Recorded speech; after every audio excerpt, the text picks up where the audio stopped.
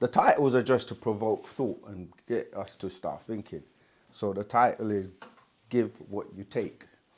So anyone wants to give me what that means to them? What do you think it means? Go ahead, Zamal. It's got something to do with balance. Okay. Remember to use the mic as well whenever you want to speak, yeah? So that people online can hear you. Oh, yeah. Okay. Balance, something to do with balance. Yeah, anyone else? It means balance, yeah, for me anyway. Okay, Tawat. Yeah, give what you take. And we're going to look at Sawab, the truth. No one else. Give what you take.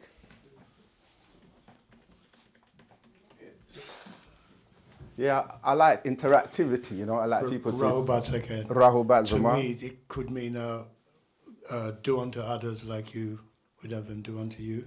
Okay, well, we're... Okay.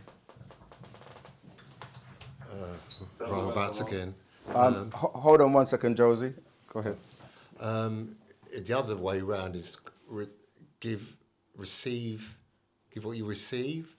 I think You're changing my words. but give what you take. Give what you take. So what you're putting in, you're giving it could be in any form, energy, something physical, money, because you have received or you've been given something outside of yourself into yourself. If that kind of... Okay, we're warming up, It's good. It's just about hearing, you know, interactivity, hearing what people got to say. Josie, go ahead. Yes, Zamal. Jose, yeah, Rahubat, go ahead. Take from where and give to who? Because this is the first time That's a good... You're asking me the question, but I'm asking the question. we can only give what we have. So if we are giving what we take, it depends on the circumstance, right? Okay. Is that it? Anyone else? Go ahead, Zamal. Yeah, Tua. Okay. I take an image of a circular image, something. If I was a small child, I would take in something from my parents, and what I got from my parents, I would give out to my brothers and sisters or something like that. Okay. So same with the knowledge, what we take in. We're warming up. Like, Right. Oh, good. Can I share a small experience after last week's class? Sure, go ahead. But don't derail me though, because go on. Let's. Well, it's directly because of the class. Okay, go on. The guy said to me, what do you call him? The guy who works on the train. What do you call him? The conductor. Yeah, the conductor said to me, "Why are you looking so bright?" So I said to him, "Well, it's because I've just been to a class." He says, "Where's that?" I said, 101 Church Street. So he saw the effects of the class. Sorry, 1 second. Who's that on Zoom? Can you mute, please, if you're not contributing to the class? Thank you. Right, go ahead. And the guy, the what did you say was it? A conductor, he said, "I would like to go to the class because I pass Church Street every day," he said. Right. Because I'm based around here. He worked on the trains. Okay. So as a direct result of me coming to the class last week, Yeah. he said he saw my face was shining, he says. Okay. That's his claim anyway. Right, we're gonna touch on that in a minute. Did you want to say something else? I think I know what I was trying to say. Right, Okay. I've got to get it You want to out. try again? Yeah, go for Yeah. it. It came to me when you're give what you take. So say with the practice, the doctrine, we're receiving knowledge from the doctrine, and it's benefiting our lives. Right. Yeah. So we're receiving. Then so that's us. Give what you take. So that's something we have taken. So how do we get? It's something that we have to give back. I think you've got it. I think you got it. You got That's it. what I was trying to get at. Right. Yeah. So when people are like interacting, and sometimes when you're departing from a person, what do you normally say? What do you sometimes say? What do you? Okay, that's one. In English. Not that in English, but other things you say in English when you're departing from people. See you soon. That's one. Any others? Relating to what I'm kind of saying. Take care. There you go.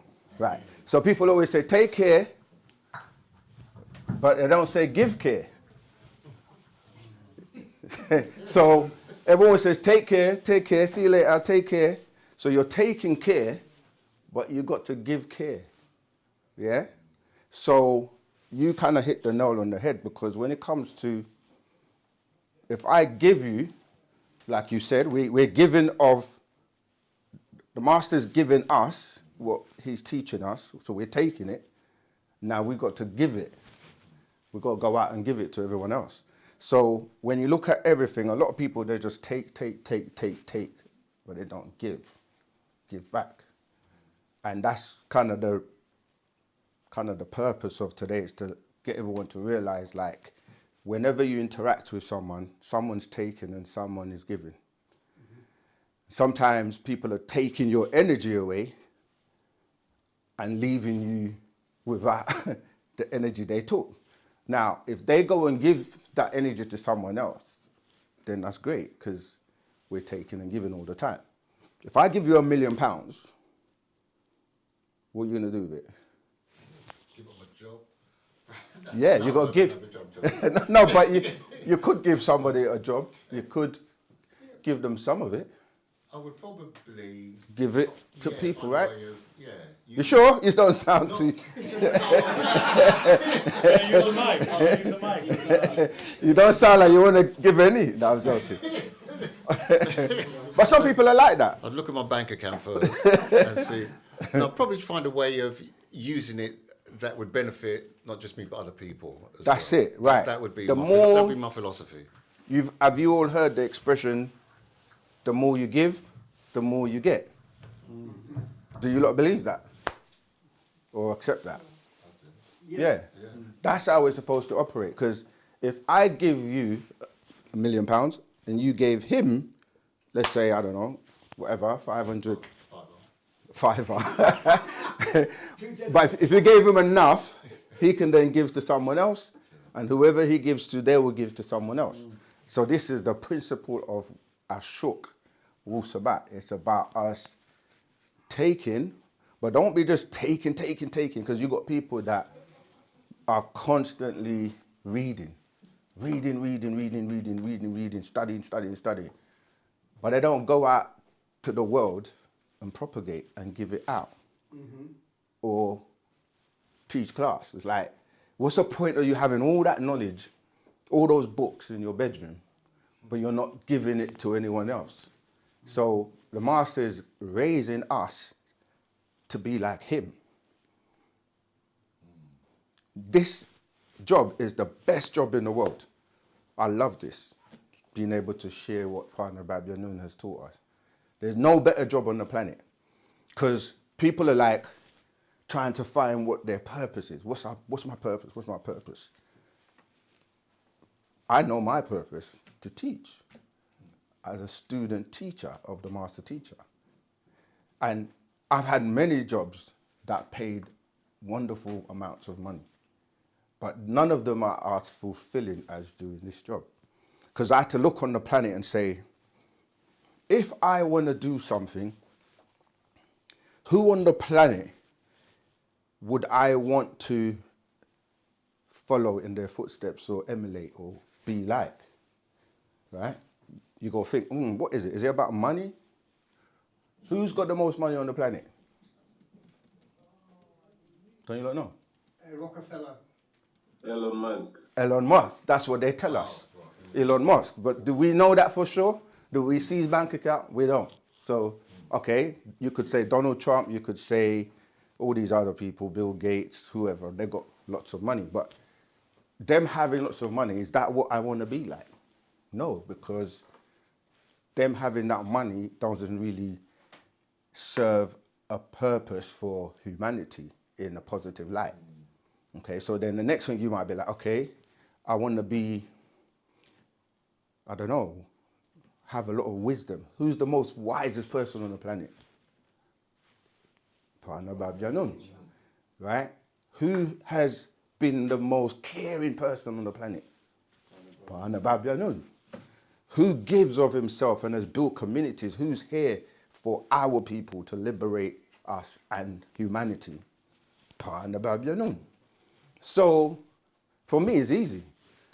That's the example to follow. And, you know, like, we can't be in his shoes, of course, because as much as we like to teach, he's been programmed and designed to do this. Like he said to us, he can teach for 5 days straight with no taking a break, no water, no food. I'm sure it was even more than that, but we can do our best. But he's definitely the person that, as a role model or someone on the planet. So what I'm saying is, we are all supposed to be in the image and likeness of our God, and then we in turn go out and share what we learn, and it just keeps going and going and going. So as I can see, I look at you brothers over there with your crowns and it feels good because we're one. Like, this is what we're about, our culture and teaching wu-sabat. Go ahead, Zamal, please use the mic. Do you want to come up to the front? Because it kind of saves you having to keep, yeah. We don't mind, brother. Um, You do. So yeah, those online, we got a full class in here today, so we're going to try and get everyone's questions. Go ahead, Zamal. Yes, okay.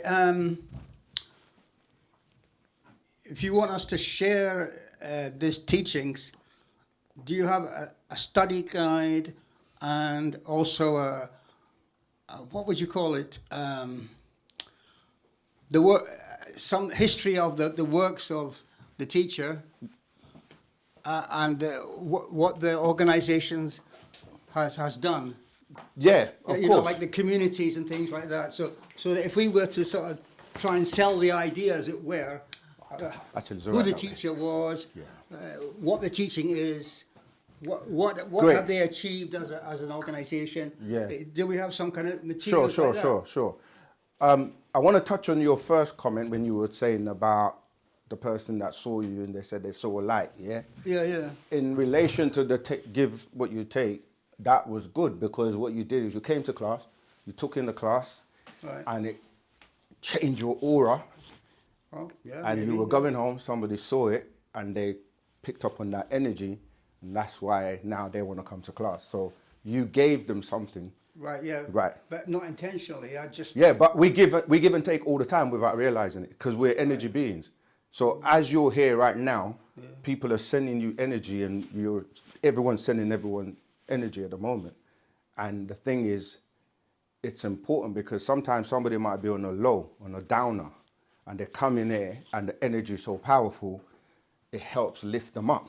So by the time they leave, they don't feel as down as they were when they came in. So we're supposed to be a community of people where we can share and help people rise and balance everything out. But yeah, in terms of you going out to be a teacher and so forth, the first thing we say all the time to everyone, you have to come close, come and be a part of the community, be a part of the family. Yeah. Then it will be natural because you will actually just be around people that are doing it, and then you will learn. But we also do have study classes. Right. Everyone, no matter where you are on the planet, you should be getting into little groups of study groups and studying together. But yes, when you're around, then you will learn how to deliver the doctrine. But the thing is, you can do that anyway without it being a formal setting like how we're here. Because once you learn something, as you speak to different people out there in the world, your family, your friends, you can start sharing what you know. The problem is when people are quite new is what they need to do is just send people to class if they don't have enough confidence or experience because you can sometimes try to go into explaining things and you get stuck if you don't have the full information. So the first thing is really just send them to class or send them to a store where they can buy a book for themselves, rather than trying to explain and go into subject matters that you may not be able to explain. That's right, Yeah.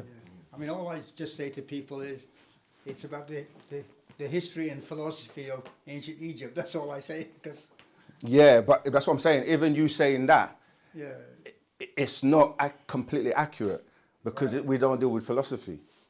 You see, that's the thing. Philosophy is is something coined by the Greeks, because it's just like you can sit around and talk about things and go around in circles and just don't get nowhere. That's what like really philosophy is about.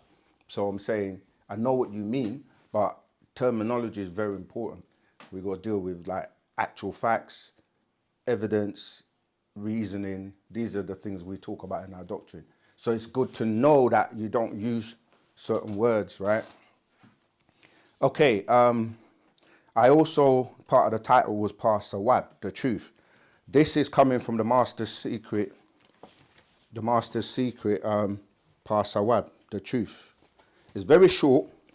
I'm going to go through it. Hopefully, by the end of class, we will get to the end of it. But obviously, I will stop and take questions that anyone may have as we go along. So don't feel like you can't interrupt me. Okay, Sawab, the truth. 1. Ai murora karadu shalel wu nawap munwapu. My beloved children of wu nawapians, nakuk rahub, I greet you, you by way of ashuk, divine love, hanan, grace, and hatap, bliss, as I have over the many years I was with you. 2.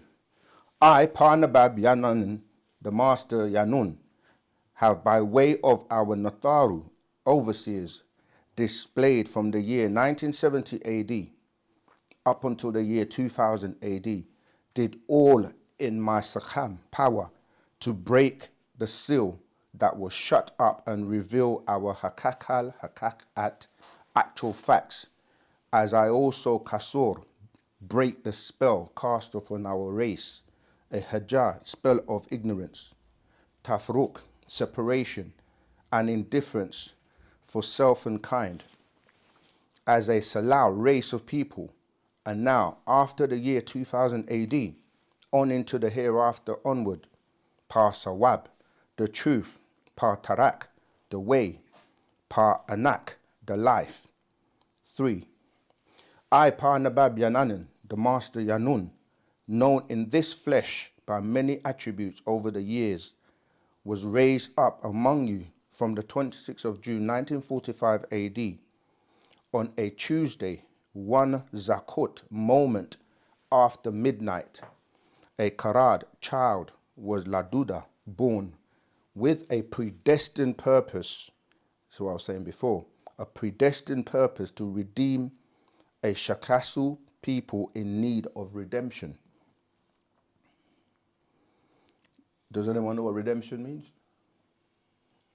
Redemption. to lift him up, to lift him up. To lift them up. Okay, anyone else? To give back. To give back. So redeeming is like, the way the Master explains it, when you take something, let's say you take your jewelry or something and take it to the pawn shop, when you go back to redeem it, or you go back to collect it, that's redemption. So he's coming to collect us, get us back. 4. And I have as your redeemer and Muntharu, warner, Nuapians, only displayed to you my own people, wu-sabat, as a beacon of sawab, truth, which you can saduk, trust, for it is hakak, real.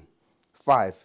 Vindicating the hakak, actual facts of your past, wajudan, existence, as well as all others, and as you have Kabula, accepted wu-sabat, you would control your own qadar, fate and future.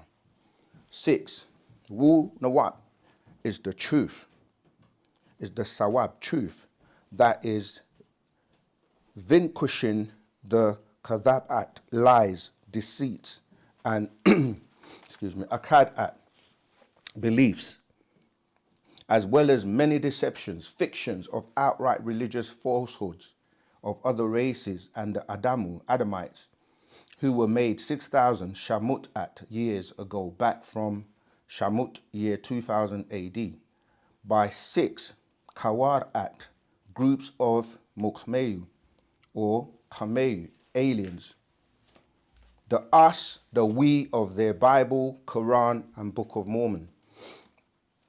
They're now being exposed as, right? So these are the 6 aliens: Anunnaki, Pleiadians, the Dragonian, the Aldebarans, the Octorians, and the Andromedans, who they call in their Safa'at books gods, gods, lords, lords, Elohim, Eloha, El, Alihat, Allah, Ilah, Rab, Rabin, Ababan, as it became dialects of the one original Lahej language of the Kameyu aliens, who Lamuda taught the Adamu Salau Adamite race over Wakut time.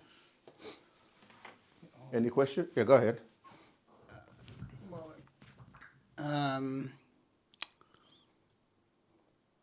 What happened? What happened?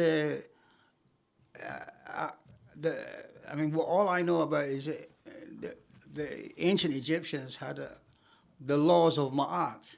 Yeah. But why? And in the Bible it says Moses was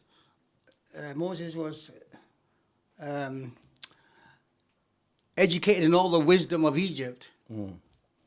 So why is what they call those religions, those Abrahamic religions, why they seem to be a lower level knowledge when Moses supposed to study in Egypt? Yeah. The first point is that Moses didn't exist, according to what they teach you, yeah? So they have basically copied or plagiarized stuff from ancient Egypt. So what they actually got from Egypt was the lower mysteries. Like, they don't actually fully understand what they were taught. So when you start to ask them about the characters that they've got in the Bible and in the Quran, they can't give you any details about them. They don't have any evidence to prove that this person actually existed, you see. So what they do is they've borrowed stories and have changed and distorted those stories, but they don't have any like they can't tell you where the body of Moses or Jesus or any of the people they talk about, they can't find them. But in ancient Egypt, they can go and dig up the tombs and find the people. So the person they're calling Moses was actually Thutmose. Yeah, I've heard that. Yeah. Right. You can even hear the name phonetically. So That's Moses, yeah. yeah, and the reason you hear Thoth is because he was a student of Thoth, that's who they call him in Greek, right? Or they call him Hermes, but it was Tahuti. You can hear Tahutimus, it becomes Moses from Mose. See, so that person that they're talking about was an ancient Egyptian person that walked and lived, just like who they saying is Jesus is a person known as Ha or Hara in ancient Egypt. So we can always, in fact, even in this scroll later on, it goes into explaining to you that these people that they got names in the Bible, but they don't actually know who they are, you see. So in Islam, for example, they will call the name Allah. But in wu-sabat, we can tell you who Allah is, but they don't know who that is. You follow me? Yes. That's Baal or Enlil. Oh, wow. Oh. one of the sons of Anu, because they get their stories from the monotheistic religions. They get they copy things from, in fact, it's in this scroll. They copy from the Egyptians, they copy from the Sumerians, they copy from even the Hindus, and they copy everything that they've put in their culture. See if I can find it. Yeah, here you go. So they, if I just go from, I'm going to jump around now, page 4, verse 23. It says, now that by way of wu-sabat, the world is being informed, and they're even being informed of their own history, past and future. There's za'amus, kadhab, at religious lies and plagiarisms, yeah, parts taken from Dravadu, right? This is from the Indians' culture, Hazab culture, of Wuhanda, which is Hinduism, and parts taken from the Persians, Za'am, religion, which is wu-Zoroaster, which is Zoroastrianism, and parts taken from Afafreye Ka'a, African culture, wu-Nawat, animism, Egyptianism, as well as parts taken from the Sumerians' religion of polytheism. These are how the Tamuda created their monotheism out of many ones, or in Gadad, which is God, we Sadok trust. They are the Karadu, children of their Muldad, father, the devil.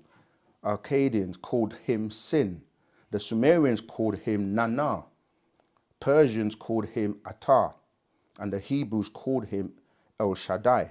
The Arabs called him Ashayid, son of Enlil, son of Anu, Ilion El, the Most High, the god of the Aha Dawar moon cycle, or the Aha Gadad moon god crescent, God, Allah, Baphomet, Pan goat, Azazel, or Satai, as in the Quran. You see? Mm-hmm. So when you start to look at, in the Bible, you'll hear, they'll just say Lord, and they'll use many names, but what they don't tell you is these beings are, like, for example, the sons of Anu, who are Nimau, who's known as Nu, or Si. Then you got Antu, that's his wives, yeah? And from Antu, he had the two children. Well, he had Enlil from Antu. And Enlil was married to Ninlil, and Enlil is known as Baal in the Bible. And then from Enlil and Ninlil, they had the son Nana, who they call Nana Sin. And then you have Nana and Nangal, who is referred to as El Shaddai as well, Allah. And from Nana and Nangal, they then had Damuzi, Inanna. See, the Inanna and Rishkigal, these are all Sumerian names, right? And Manat. In the Quran, this is where, those are females. So in the Quran 53:19 to 20, they list the daughters of Allah, which are Alat, Al-Uzza, and 3 Manat. And in verse 5 of the same chapter of Quran 53, you know, is where I just read that part. So yeah, they literally copied their monotheistic religions from those cultures that I just mentioned. Right. So, I don't know what the correct terminology is, but would syncretic, would that explain what you're saying, that the monotheistic religions, so-called, I've got a bit from here and a bit from there, and a bit. Yeah. Syncretic, would that cover it? Yeah, that's literally, they plagiarized, taking bits from here and there. It's like even the language you're using. We say it's a language, but it's really a dialect, but it's borrowed from different languages to make up what we're calling English. And it's really a dead tone. It's designed to keep you on a low vibration. Oh, okay. This is why it's so important for us to learn our language. Right. Yeah. So was this language revealed by the teacher? Yes, to us, but it was already here from the beginning of the planet. He's literally just resurrected it because it comes from our ancestors from the stars, and they brought it down to this planet, and they actually did an operation to get the female to be able to speak first, and they taught the females 54,000 years ago, and then we Nagaru got taught after that. The Adamu or the Adamites, they only started to speak 6,000 years ago. So where did the stars get it from then? The stars. So No. you talked about. When I say the stars, Yeah, I'm not saying. quite sure what you mean by stars. Okay, sorry. Exactly. So we live and exist in different planets, different constellations. Like, we are not originally from the planet Earth in terms of our DNA. Our ancestors, who we refer to as the overseers, Panatharu, right? They come from the Orion star system or constellation, and the master teacher comes from a planet called Risk, which is one of the planets in that galaxy known as Ilion, and he's coming from the 8th planet called Risk, which has different continents. You know, it has 3 main continents: Zarantu, Kusmusta, and Donoria. So that's where we come from originally. So they brought their seed onto this planet, and then we evolved from that seed. Okay. Yeah, we're in a day and time where you can see what's going on around the world. A lot of things are being exposed. You know, what's going on with, you know, like Greenland, Trump, Russia. Oh, Mr. Trump, yes. All of that. There's a lot of extraterrestrial activity now. They know there's a craft that was uncovered there, and they've been hiding all these things, but now a lot of things are being exposed. That's what the master told us. Like, as we come to the end of their 6,000 years, from the year 2000 going to 2030, a lot of things are going to be exposed because they're now being exposed for who they really are in terms of what they've been doing for the last 6,000 years. And our job is to come together, unite, and basically build and do what we're supposed to do. So are you saying that the planet or the galaxy where the teacher comes from, is that the 9th level, 9th ether level? All right, let's walk through it slowly. Sorry, I'm a bit confused. It's okay. A lot of people don't really know how. Okay, like, some people get galaxies confused with the solar system, with the universe. So a solar system is really dealing with a sun or suns, and then you have planets around that sun because of the gravitational pull of the mass that keeps them in their orbits. So in our solar system, we have 9 planets, yeah? So counting from the sun, you'd say that we are number 3, which is Project 3, Project, what is it called again? The 3rd planet from the sun, yeah. No, Sector 3, that's the word I'm looking for. It's Sector 3. And if you count from the other side, we'll be number 6, which is Zone 6, yeah? And then it's referred to as Project 24 because the elders, the same ancestors we're talking about, they were responsible for terraforming this planet and keeping it, because it was a time where, like, 17,250,000 years ago, a meteorite hit the planet, right? But even before that, you had the crash of Nibiru onto the planet when it was called Tiamat. So it reduced its size. And so when they were terraforming it, they designed it to grow 24 points. Like, so it could only expand to 24 points. This is why it's called Project 24.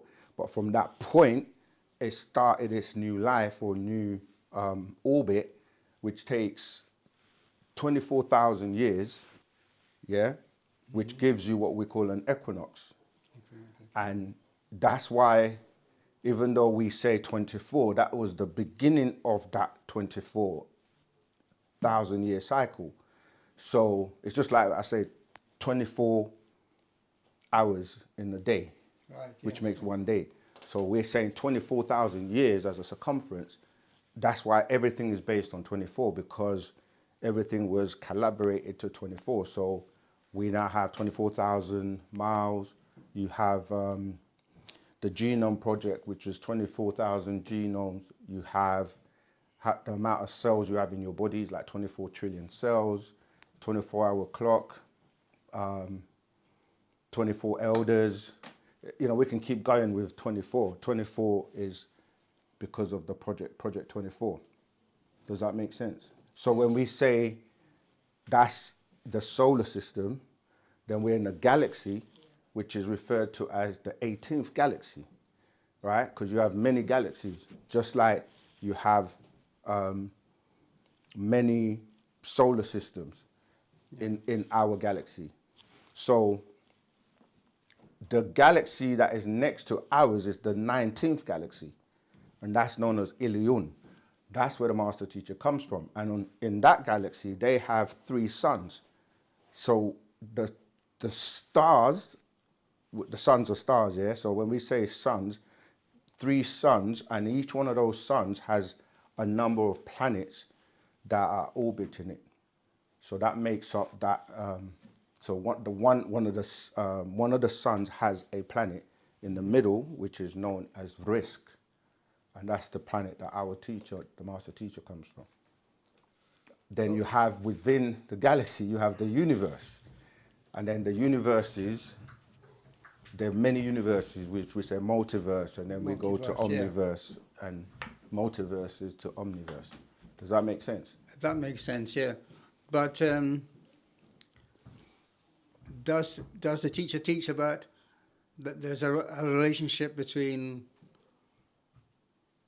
cause and effect? Absolutely. So who is the teacher's teacher? In other words, what is the first cause?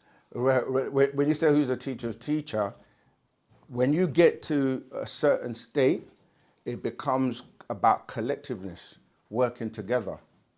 You see, this is what he's encouraging us to do, to learn how to unite and work together, because that's how they work together. They work together in councils. It's like they make decisions collectively. Yes. So in the Bible, they get this as the 24 elders that surround the throne of, they say, the Most High, yeah? And each one of those beings is on that seat, and the master teacher's seat is number 19. He's the 19th elder, known as Yanun. So when they take decisions, like they were like, okay, for example, this planet was due to be destroyed a long time ago because of the things that a kind of man or mankind is doing on the planet. Mm-hmm. And the elders were just seeing it as chaos, and they were going to just wipe it out. In fact, it's still up for that. The only reason it's still here is because the master vouched for us, because he was like, we have seed on this planet, our children, we need to get them out before, if you're going to wipe it out. So they got together and they appointed him and sent him to come here and save us. And every time he's got to go and give a report of how we're doing, he's like, they're not ready yet, because we were meant to have been prepared and picked up by craft and taken away, so that if the planet gets destroyed by these Luciferians or 60th forces that's going on the planet right now with the wars, we would be saved. But unfortunately, every time, and this started from 1943 with the Philadelphia experiment, which threw off time by 3 years. So now the vortex is open from 1943, 53, 63, 73, 83, 93, all up until the last one, which was just last year. And there's one left in 2024. and what, 33? And if we miss that, and the state of the planet is in chaos, it's a wrap. And the master teacher, if you guys are following the updates, he said he won't be here after 2032. He will leave if we don't get him out. He will leave the skin suit that is Malachi. So we've got how many years? 5. We've got 5, less than that, because we got. But that's what I'm saying. Like, you're gonna stop messing around, quit playing around. Like, this is serious.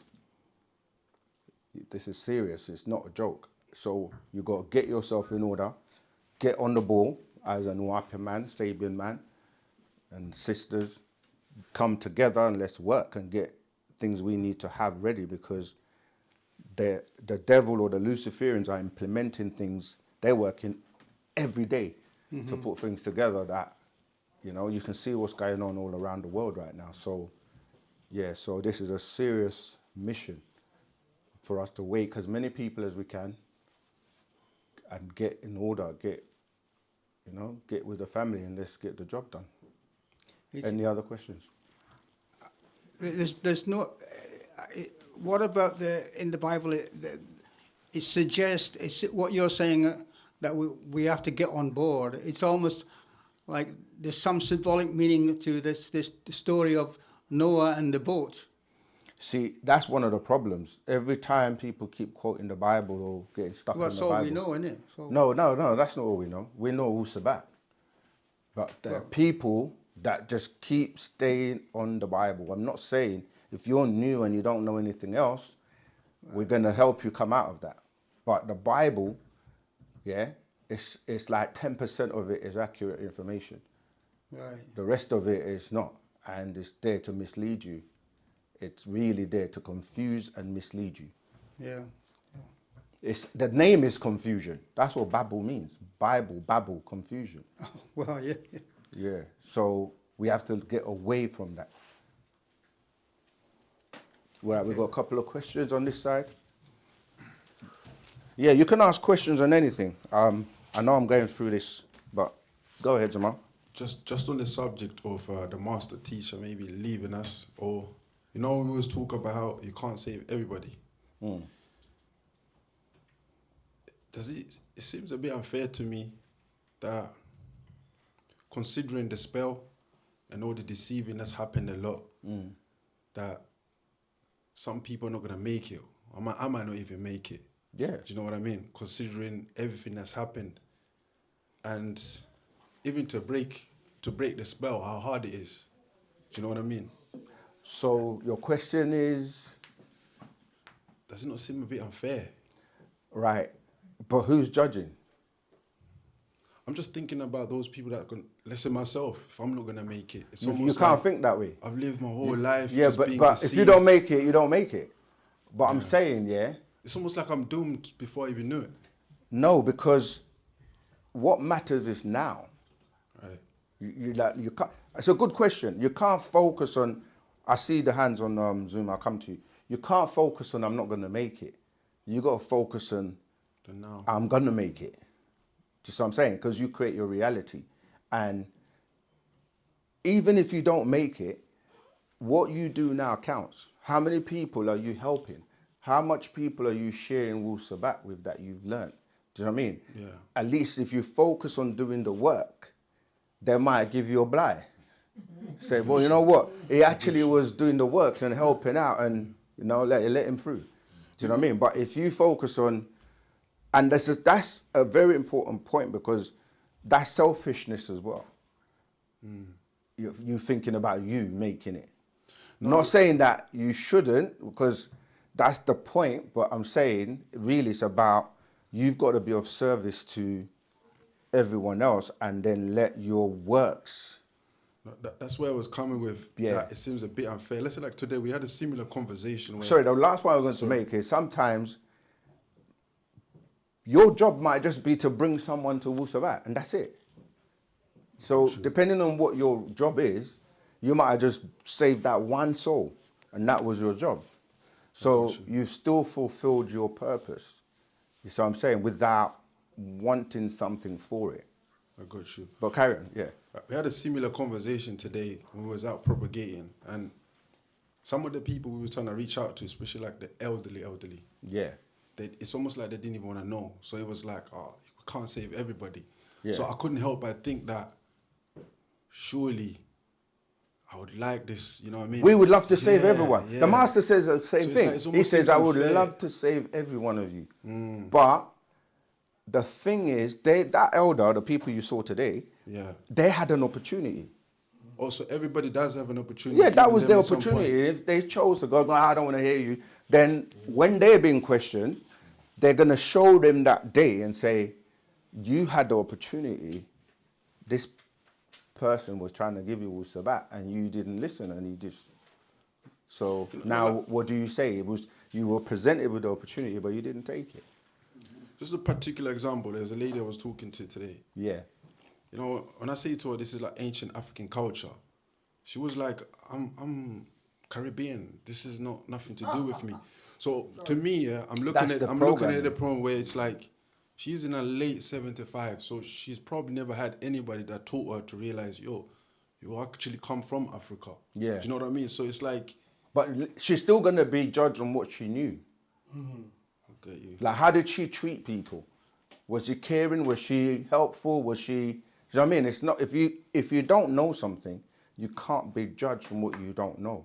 But what you did know, because there are many people that are in the church that are good, sincere souls, and they're just caught up in the wrong place. They may find their way out, and that's our job. So if we don't reach them, then we are just as guilty, because that's our job, to go out to the world and reach everyone and get wu-sabat out. And there are people who can just share a video or like or, you know, repost or comment or do something, and they don't even do that. And that's free. It's like literally 2 seconds. They will spend time on other useless content, but they wouldn't promote this. You see what I mean? So everyone will get the opportunity to a certain degree. Okay, so is it right to say then, regardless of the spell, the deceive, and everything that's happened, that each and every one of us were exposed to Patarak somehow, some way in our life? Yeah, and we're absolutely. choosing, each and every day we're choosing not to accept it. That's right. And the more we don't come together, the more we are also responsible for, because we're judged collectively, you know. It's not just 1 or 2 people. Like, when they look at us, they look at us as one. And that's why we have to become one. And they know they don't want us to come together, because the elders look at us and they see our light. They see our aura collectively. So if you kind of remember, or if you've ever been on a plane, when you're kind of descending to land and you start seeing lights, like of houses, you see them all over the place, right? But if all those lights were gathered in one place, from an aerial view, you'll be able to know and see,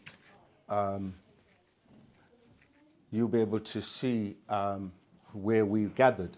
That's why when we were on Tamaray, they knew where we were. They could see us. So for our adversaries, or the people that don't want us to unite and come together... Sorry, someone's typing stuff on the screen. Yeah, someone is projecting something on Zoom. Yeah, who is this? They're trying to log into a Facebook account. Yeah, I'm getting it too.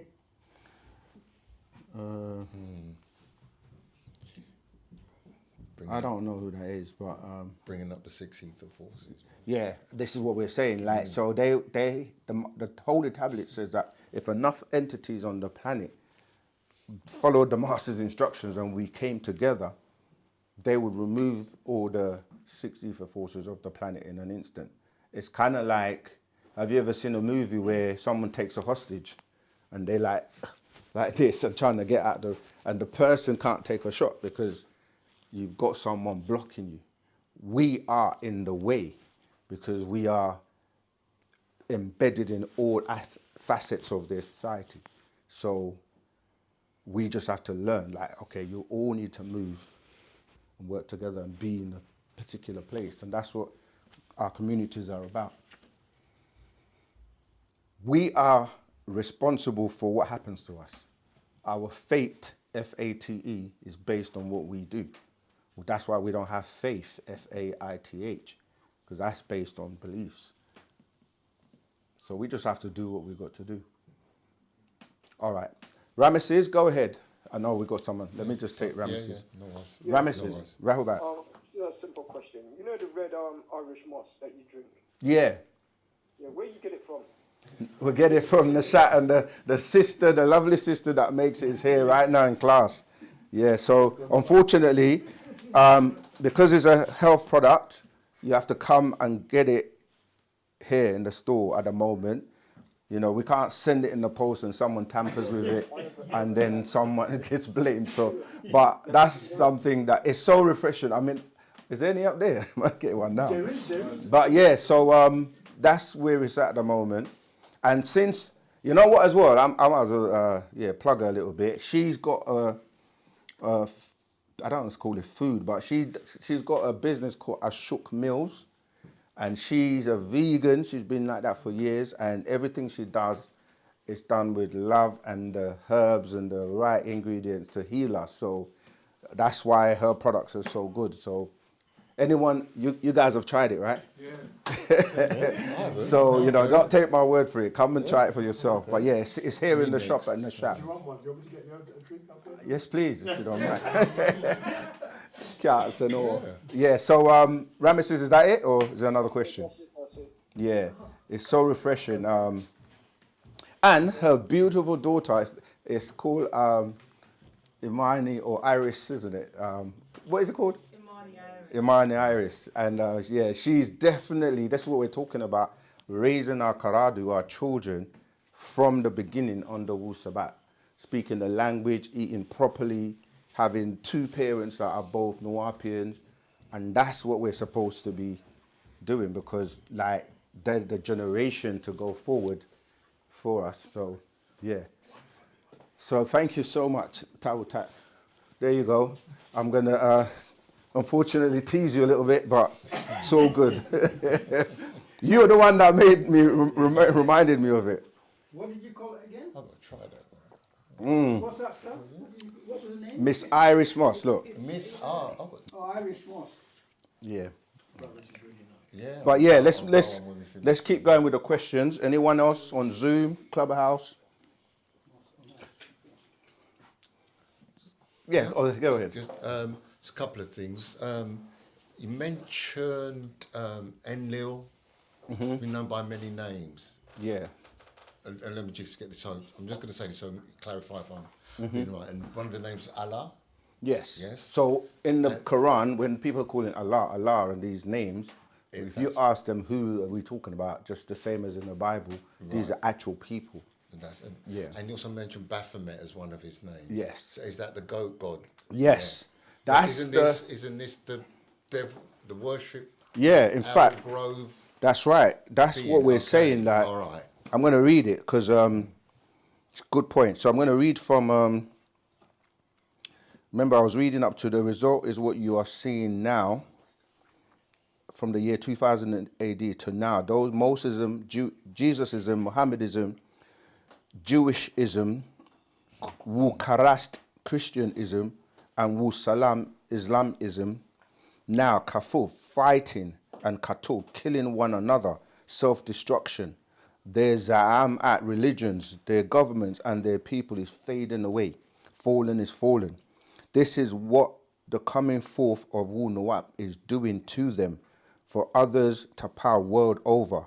Now that by way of Wu Nawab, the Tapal world is being informed, and they're even being informed of their own history, past and future, there's a amus, kadhab at religious lies and plagiarisms, parts taken from, like I said, the Dravidians, Indians, culture, the Hindu. I'm going to skip that bit because I read it before, but I'm going to jump to the bit where it says that they are the Karadu, children of their Muldad, father, the devil. The Akkadians called him Sin. Sumerians called him Nana. Persians called him Atar. The Hebrews called him El Shaddai. The Arabs called him Ashaid. son of Enlil, son of Anu, Iliun, Iliun El, the Most High, the god of the Ahar Dawar, moon cycle, or the Ahar Gadad, moon god crescent god, Allah, Baphomet, Pan goat, Azazel, or Satai. And then I'm going to go on a bit because it shows you where in the Quran 53:49 it's actually quoted, and it says, and surely he, Allah, is the sustainer, master, lord of the satire. And then when you're saying that, this is what you're talking about. You're talking about that goat, because even I can give you a few more quotes. Leviticus 17:7, it says, and they shall no more offer their sacrifices unto devils after whom they have gone a whoring. This shall be a statute forever unto them throughout their generations. Deuteronomy 32:7, they sacrifice unto devils, not God, to gods whom they knew not, to new gods that came newly up. And it keeps going on, and it will get where it says to you that it actually mentions the goat. There's so many quotes, I'm not going to go through all of them, but if you read these quotes, I'm going to see if I can find the one, but it does actually go on, and it gives you where it's talking about the goat of Mendes that you say they worship as an owl. Yeah, here you go. I've jumped to 31. It says, the Nakash reason being is they worship alien beings, creatures, lizard men, reptilians, and shape-shifting humanoids, right? Ramu'u, giants, all found in their Bible and Quran. So Leviticus 17:7, Pan, goatman, Baphomet. Deuteronomy 32:17, goatman, Pan. 1 Samuel 5, verse 2-7, fishman, mermen. Revelations 12:3, 4, 7, 9, reptilian, draconians. Quran 27:82, lizard man, reptilians. Genesis 3:1, snake man. These are the Kamayu, aliens, as well as Anakim, giants, some with 6 fingers and 6 toes. 2 Samuel 21:20, and yes, giants, Genesis 6:4, Numbers 13:33, and there we saw the giants, the sons of Anak. When you're saying Anak, you're saying Anakites, right? Or Anakim, which come from the giants. And we were in our own sight as grasshoppers, and so we were in their sight. Yeah, so yeah, you're right. That's who they're worshipping. This is why they don't even get to see these beings, because if you read the Bible, it will say that God didn't want them to. They say if you saw him, you would die. You're not allowed to see them because they're so hideous. These alien beings. Yeah. Okay. And Yeah, sure. Go ahead. Yeah, one more, which is because you clearly laid out like the Earth is in Sector 3, Zone 6. Correct. Project 24. And we're in the 18th galaxy. Correct. And we talk about the 19th galaxy, Leon, where the planet Risk is between the 3 suns. Right. Cool. So that makes me think, but you don't have to say, what's 1 to 17? Oh yeah, he And explains in the Holy after- Tablets. And what's after 19? Oh, okay. Yeah, And so- what's after 19? That's what I'm don't saying. have Like in the Holy Tablets, he explains. At the time, he was telling us that there are 7 universes. Yeah, and we were dealing with one of them. But the reason that the 19th galaxy has such a input on what happens with us, because they're next door, like your next door neighbor. So if you do something like, if this planet was to get pulled into the sun, all the planets within our solar system will get pulled into the sun, and it's then going to affect the 19th galaxy. So every time they launch like atomic bombs or whatever, you see extraterrestrials and crafts just come because they have to stop and deal with man trying to destroy the planet. But they're not allowed to intervene, but they will step in if it's going to cause what we call a star holocaust, which will then affect the 19th galaxy. And when you look at the belt of Orion, the You see the 3 stars of the Belt of Orion? The middle one is the doorway where we go through to get to the 19th. Yeah. Yeah. So, oh, do you have a question? Rahubat Zamal, Rahubat. Rahubat. Did the Adamites ever have a chance to redeem themselves, considering the nature that they've had Yes. This is the from six the beginning? 'Cause- Yeah, they were given 6,000 years. But their nature is upside down, not Totally, right. totally. What happened is, in the 6,000 years, they watched to see if they could be reformed, and the conclusion was that they can't be. But from the beginning, it's like you have an optimistic approach to something. Like let's give them a chance. Like my brother was saying, let's give them a chance. Let's see. But the elders knew to put a mechanism in place in case it didn't work. That mechanism was to program their telomeres. Yeah. So at the end of their chromosomes, they made sure that they just said, like, we're giving you 6,000 years, but at the end of that 6,000 years, if you haven't changed, then it will kick in where you're now going to be basically wiped off. And they watched for 6,000 years, and all they did in the 6,000 years is create chaos. And But who gave them a chance to change? As in, what beings? the Nataru. Yeah, Okay. because Well, wait, the whole, even like if you look at in the Sons of Canaan, this is what Abraham was actually sent to civilize them and clean up the filth and show them how to bathe. Oh, now they don't bathe. I'm being real. Like teach them how to bathe and how to cook. They just eat the meat raw and not to mix with animals and certain things. So when we teach these facts, some people will say, oh, it's like they try and bring it into a racism thing. It's nothing to do with that. It's facts are facts, right? And it's funny when Caucasians or Europeans try and call us racist, because we're the people that experience racism. So how can we be racist? And if you break it down scientifically, to be racist just means you prefer your own race. Doesn't mean you hate any other race. It's just that's what you prefer. And every race is within their rights to prefer their own race. And that's not a problem. Like if I'm a guitarist, I prefer the guitar over other instruments. It doesn't mean I don't like the keyboard or the other instruments. I'm a guitarist, or I'm a scientist, or I'm a dentist. That's my chosen field. So when you put the word "tist," that's what you're saying. You say, "Yeah, I'm a racist. What's wrong with that? I like my race, and you like your race. Every race should like their race. There's nothing wrong with that."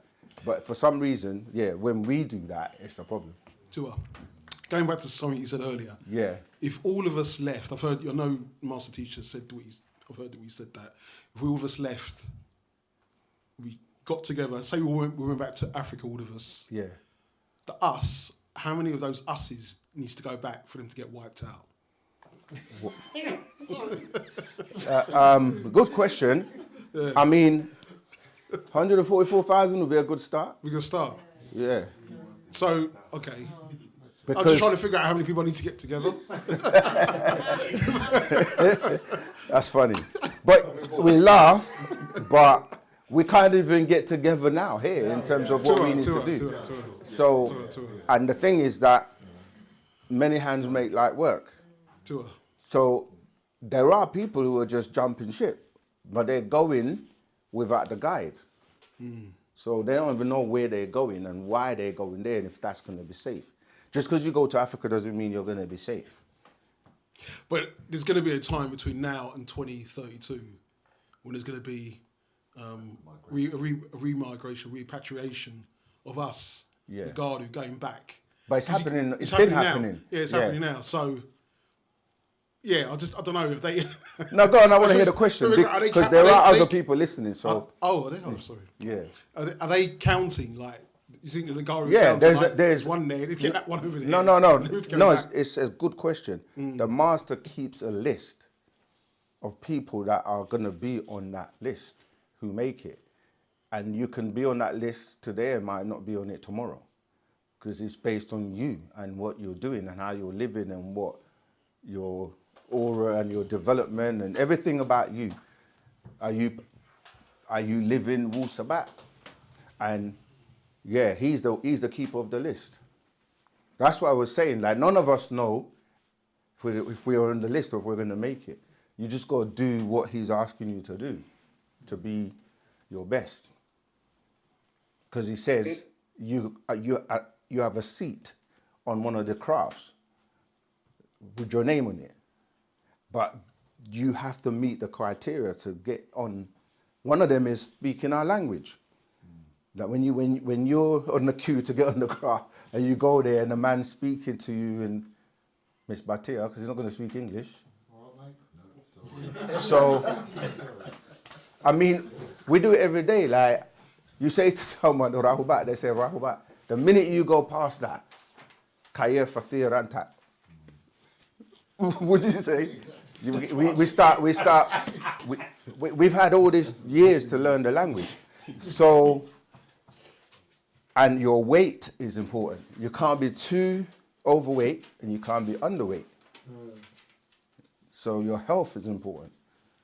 What we're eating is important. So that's why he keeps saying clean yourself inside out. There's a recording, I can't remember if I think it's the Maf Kuzet Partarak. At the end of it, he just basically says, ready or not, just be ready on the day. If you're not ready, you're not getting on, you're not going. And there was another update where he was saying that this would have taken place already had he not been kidnapped. He explained that, the Mir on Tamaray, that was going to be where you're going to go into the Mir and you get taken up, and then a few people will be there to witness you guys, those who get taken leave. And then they will tell the rest of the people what happened. Just like people ask about what happened to the Mayans, or what happened to people in like Atlantis and all of that. They got taken and they left. Go, you got the mic, so. Yeah, I got a couple questions. Sorry, wait, Ramis is online, sorry. Ramis, go ahead. Were you going to ask a question? I was going to say that there's a few questions in the chat on Zoom, so have them. Do you want to, let me see, do you want to read them out or shall I? OSM, let me go back. OSM, it's Ayo Revilo 2649. If we expand our consciousness to a high enough level, is it possible that we can become a multi-dimensional being that can transverse between universes when we transition? You can do it now. Tawat. Your consciousness, this is where right now is the part of you that is actually expanding and growing. Like, your physical body has evolved and grown, but we're in a day and time now where it's about your consciousness growing. So we already have access to connect to the levels. And when we say we, again, it depends on the person, because not everyone can access the higher realms in terms of 9 ether, or the 9 levels in terms of when you're looking at the different realms, right? So when people say we, sometimes you have to be very clear on who's the we. So as a multi-dimensional being that can traverse between universes, you could do that now. Your mind is limitless. That's why if you count, you got the physical realm, the spiritual realm, you got the soul realm, then the mental. The mental realm means mentally you can go anywhere in the cosmos, really. And if you can astral project or remote viewing, then you can literally go back in time and forward in time. The master explains this in the reading, The Atomic, where he explains that when you go forward in time, you lose a year from your physical current timeline. When you go backwards in time, you're okay. So you can go backwards in time and come back to now. Because remember that When we're dealing with time, there's only now. Now is constant. You have a then, which people will look at as the past, and you have a then that people look at as the future. But they're both tied to now. So you can go to the past and come back, and you can go to the future and come back, because it's a cycle. It's different timelines within the same, because all three, time, matter, and space, they work together in unison. So you can't really escape it unless you know how. And that's where the math Cosette comes in, because that's what you take. They call it all sorts, atomic gold, liquid gold, elixir of life.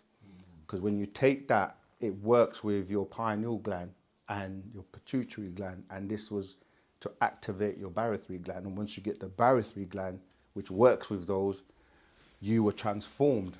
And that's why you'll be able to travel those long distances.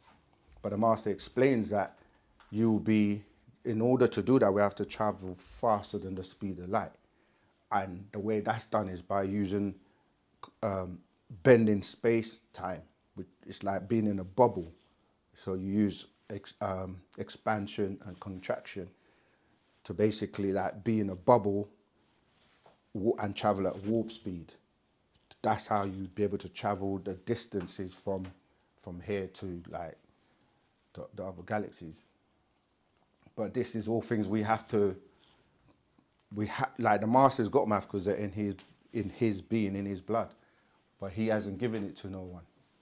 And when he was around us on Tamaray, and any time anybody was around him, we didn't get sick and all of that, because he exuded that energy, that mafkuzet, and people never got sick or got unalived. As soon as he was taken, that's when a lot of our elders and a lot of us started to cross over.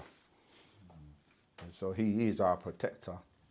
But yeah, so to answer that question, Ayo Revilo, you can do it now, but you have to be taught. These are the things the master wants to teach us. He wants to teach us how to teleport. But, he has to be home to do all of that. Teleportation. You guys saw that on Star Trek, right? Yeah. Yeah. All the things they show you as science fiction are not fiction. But as we're catching up with technology and things are starting to be revealed, there are many projects that people are like whistleblowing on, like Project Looking Glass and all kinds of stuff that technologies. The man from Planet Risk book, I might get it out. He talks about all of these things, even back then in the 90s. We don't really recognize how much power we've got if we just followed basic instructions.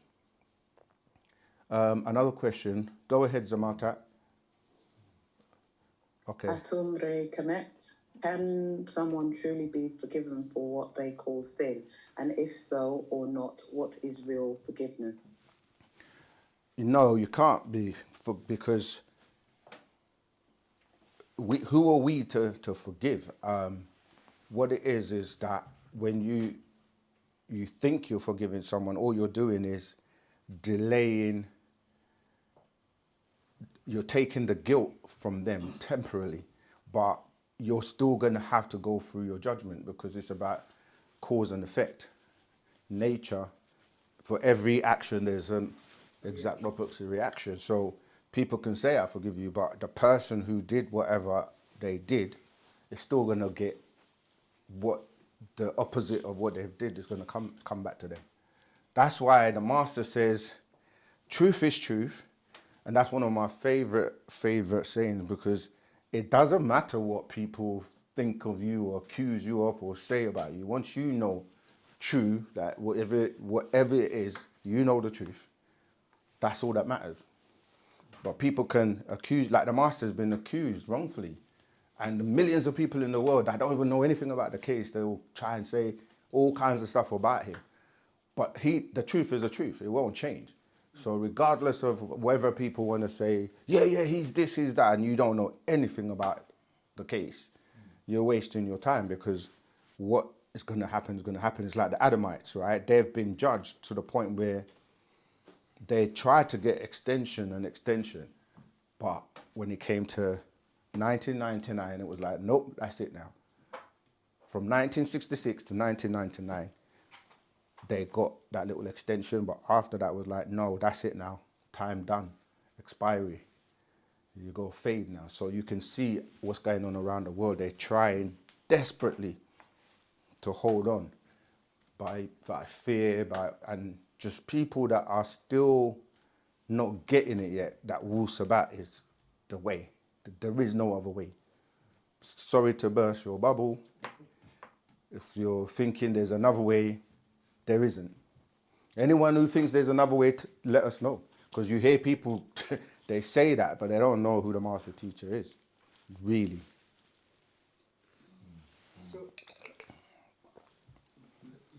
Go ahead. Elders first, if you want to go first. So let me see if I did answer that question on, what was it, Atum, Rahubam Musa. Oh yeah, that was the one on forgiveness. But to answer the question, again, in the sense of the fact that people hold on to things, don't hold on to anything. Like, I think we were talking about this today.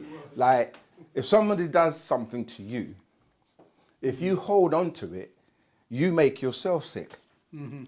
So, because your cells store all this negative energy, and that can give you cancer. So you, and all these types of illness, so like ailments. So it's best to let it go. Let it go, and they will get whatever their judgment is. But if you hold it and grudge and like it's just bad energy that you're keeping. Just let it go. If anything, go and talk to the person and sort it out and move on. That's why you see some people are just light, because they don't really hold grudges and all that. Like, you just smile and enjoy your life, because, you know, you have to let things go. But it's the people that hold things and don't want to let things go. They just make themselves sick. So, yeah, in that sense, yeah, forgive people and move on. But you're not the one that's really forgiving them. You're forgiving yourself. But they're going to get whatever natural nature deems necessary as a reaction for their action. Go ahead, Elder. Well, based on my previous knowledge, I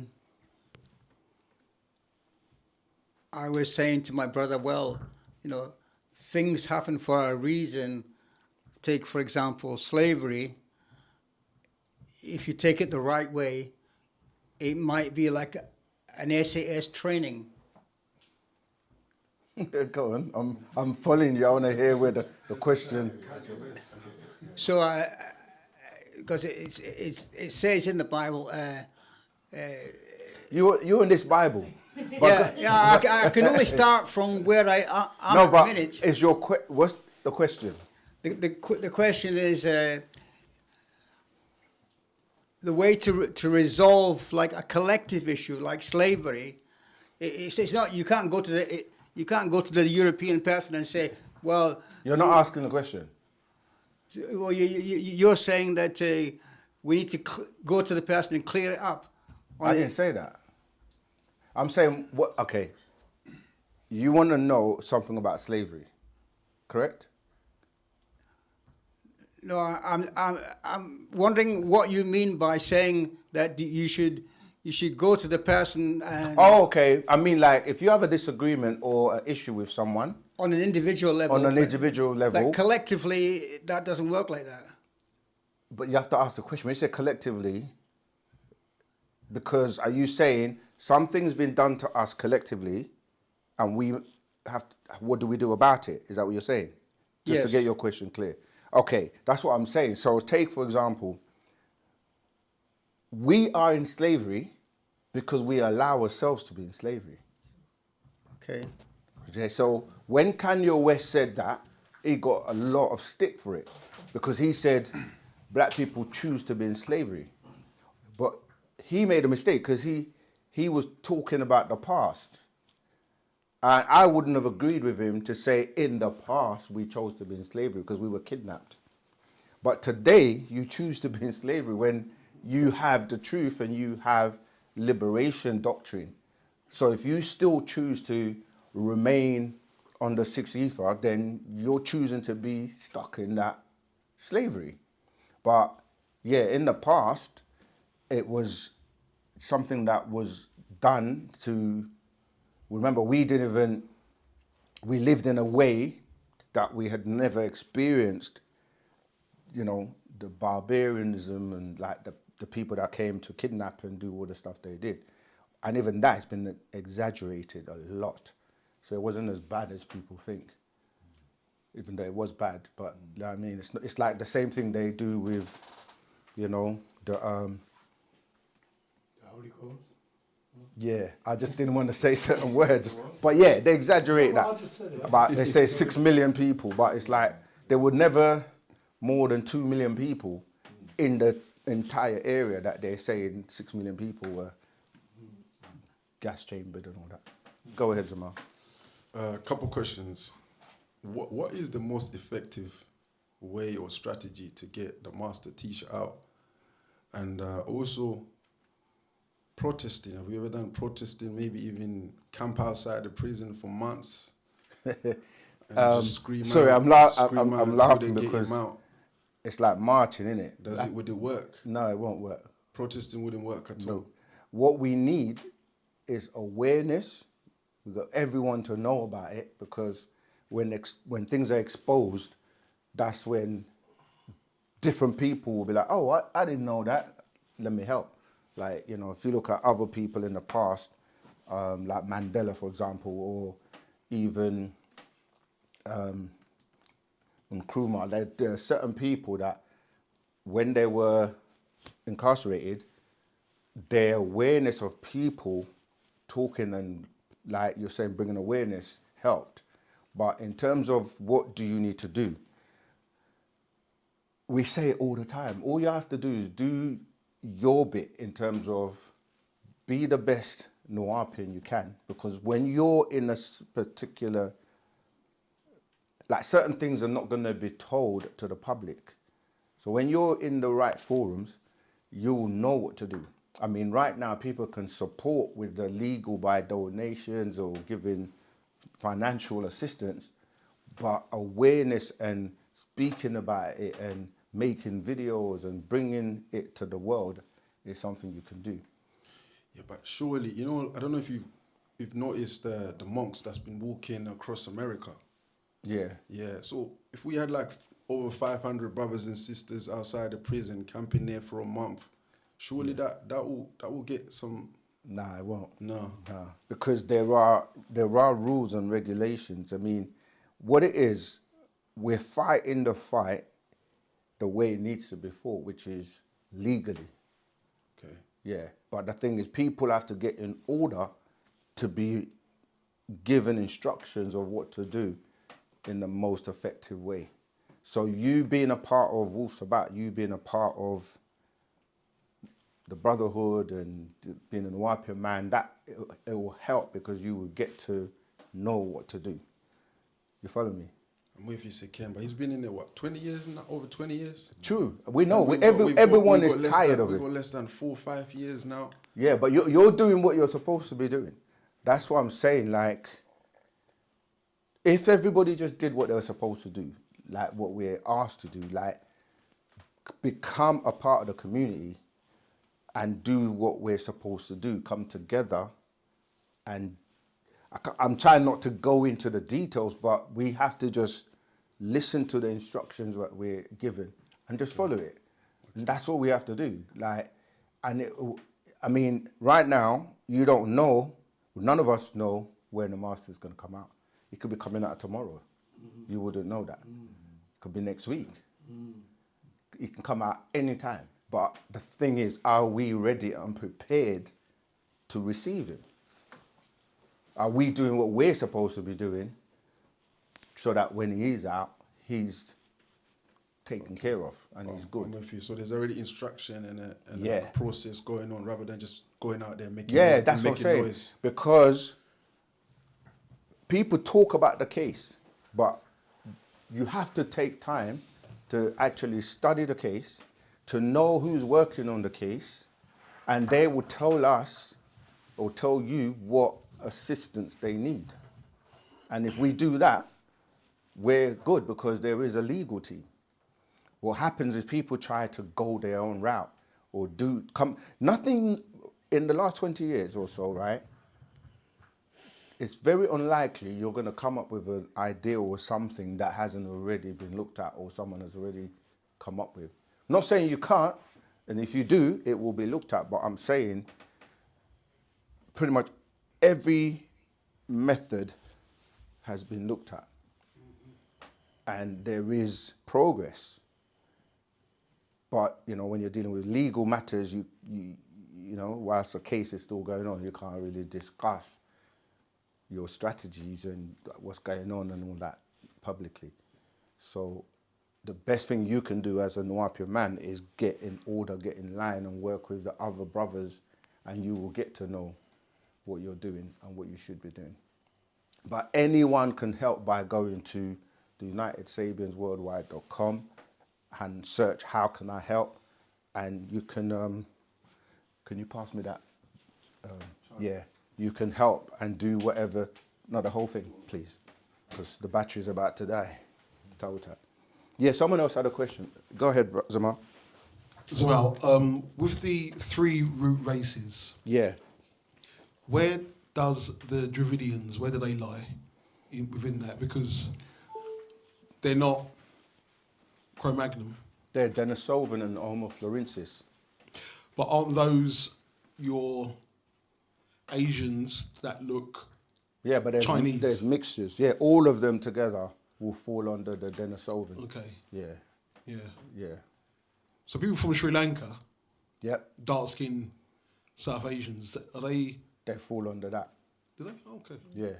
So it's very clear. The Nagaru is the African Negroid, Homo naledi and Homo habilis. Then the Caucasian will be the Cro-Magnon and the Neanderthal and the Basque. But the Basque got rid of the Cro-Magnon. So the rest that are left will be under Denisovan and Homo. Who made the Basque? Extraterrestrials. Trying to remember.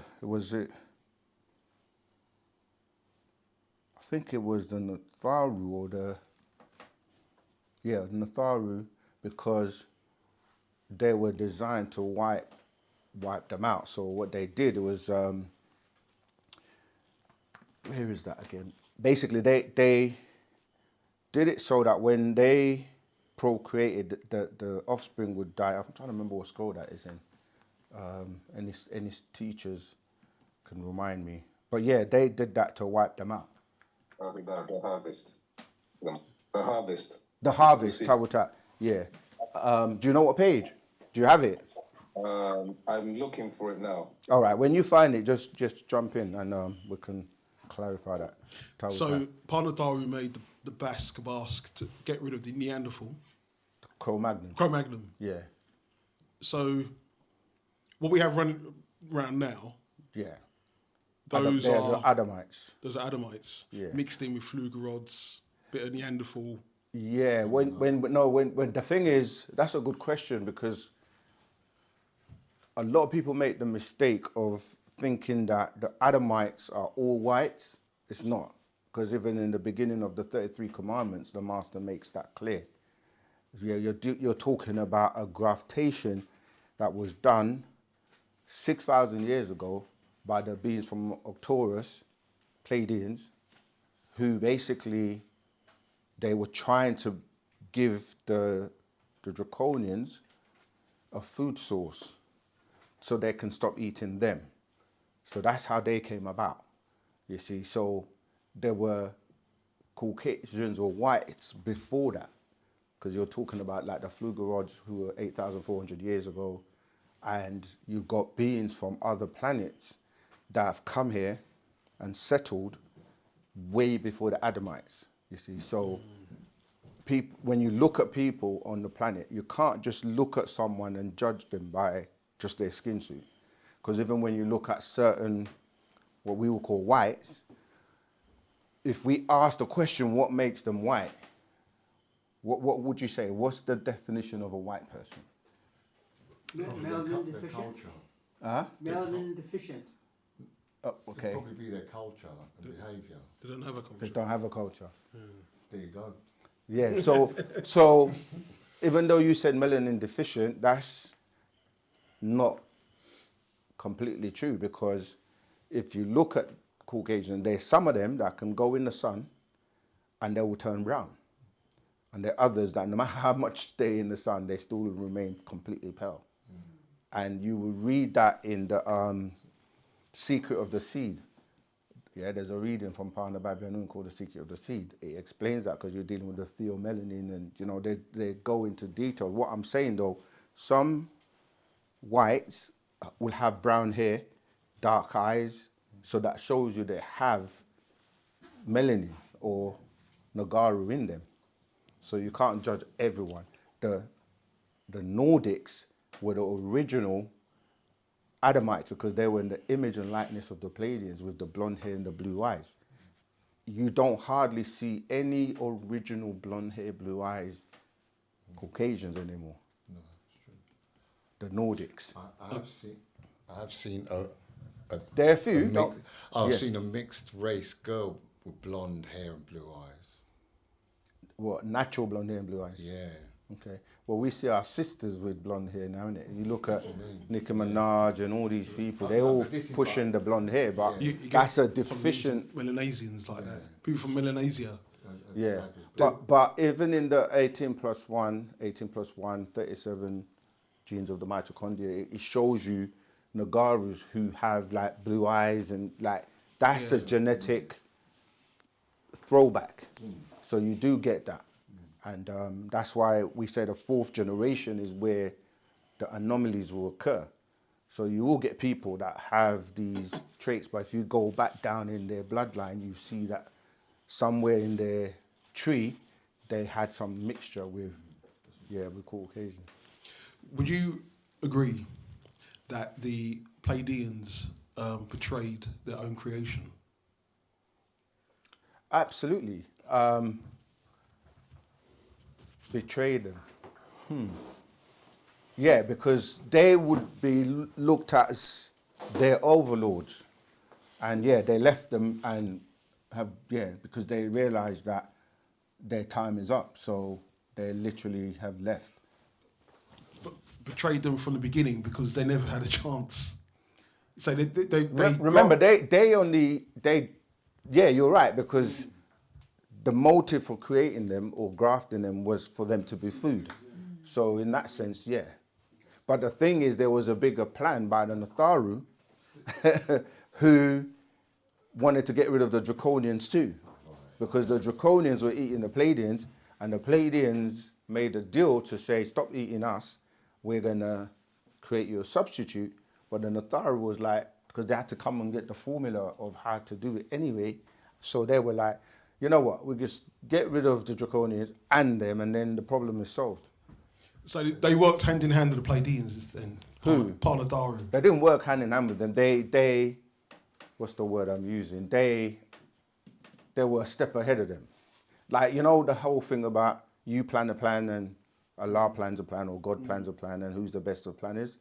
It was more like that. It's like, you Draconians are creating havoc anyway, chaos, and you know, you're flesh eaters and you're doing all of this destruction, and we want to get rid of you anyway. So this is a way of like killing, as they say, two birds with one stone. So just quickly, this is in the Patarak. I was here with. I was there, which is here. Yeah. Where our ancestors created, not created. The Pleiadians created the Kakasu. Adamites. The Adamites, but the idea. No, but they were diseased, and the idea, and the disease is what was killing the Draconians when they were eating. That's right. These, yes. Right. So this plan was multi-layered. Yeah, exactly. And you can, like I said, you can read that in 18 plus 1 genes, 37 genes of the mitochondrial DNA. Rahubat Zamal. Rahubat. Just wanted to ask, what's the best way to be like protected from six evil forces, whether it's like a spirit or someone that comes Yeah. into like a Makasu that tries to test you, or Yeah, what's the best way nine to ether. Nine ether. That, because remember, when you're on nine ether, it's like you're at a height where six can't reach. You follow? So everything we do should be based on nine ether. Nine mind, the way you think, the way you act, everything you do, you've got to be at a higher vibration because they can't reach that. And so when you look at it that way, like anyone who is acting on six ether, when you look at their behavior, a lot of that is tying into what we call the nine mental diseases. You see what I mean? Like anger, for example, is one of them. So if you're dealing with someone, they're always angry, then they've got to take control of that. Because when they're angry, they're emitting six ether forces, and then those six ether beings will jump in them, utilize them, play them around, and then they lose control. So you've got to make sure that when you're dealing with situations, you're not angry. Ego. We can go on and on with pride. These are all nine mental diseases, you see. So if you maintain a psychic self-defense and you're always studying wu-sabat, reading, learning the language, trying to help, do all the things you're meant to do on nine ether, it's very hard for six ethers to stay around you because they want to create that energy, but you're not feeding into that energy. So we have an actual fact called feeding the forces. Don't feed those forces. It's so easy. Gossiping, there's so many things that the master has told us. So I would say that... a question, Zamal, is lust one of them? Absolutely. But the thing is, when people say lust, people think about sexual lust. Lust is not just about sex. It's lust about, you might like clothes, there's so many things like you can lust for. It's not just about clothes, money, there's many, many things. Yeah. So yeah, lust is one of them, but there's different types of lust. just from that being on the nine ether, so would you be able to like detect? Absolutely. Like it's so easy. Like we see every day. Like you could be in a situation, everyone is just on the nice vibes, laughing, joking, and talking wu-sabat, and it's nice. And then if something comes in that rocks that, or it's off key, then you're gonna feel like, okay, everyone will kind of feel it, like what's going on here? You know what I mean? So you get thrown off, and that could be any situation you're in. You know what I mean? Like obviously people go through things. That's why we say that if you're having a bad day, your energy might be low, or you might be going through something, and when your energy is low, you can go into a depression. You can go into like thinking certain thoughts. Everything is like, man, I'm tired, doom and gloom, like things are not working. Even when it comes to us as a people, a lot of time people just go, man, black people are never gonna get anywhere.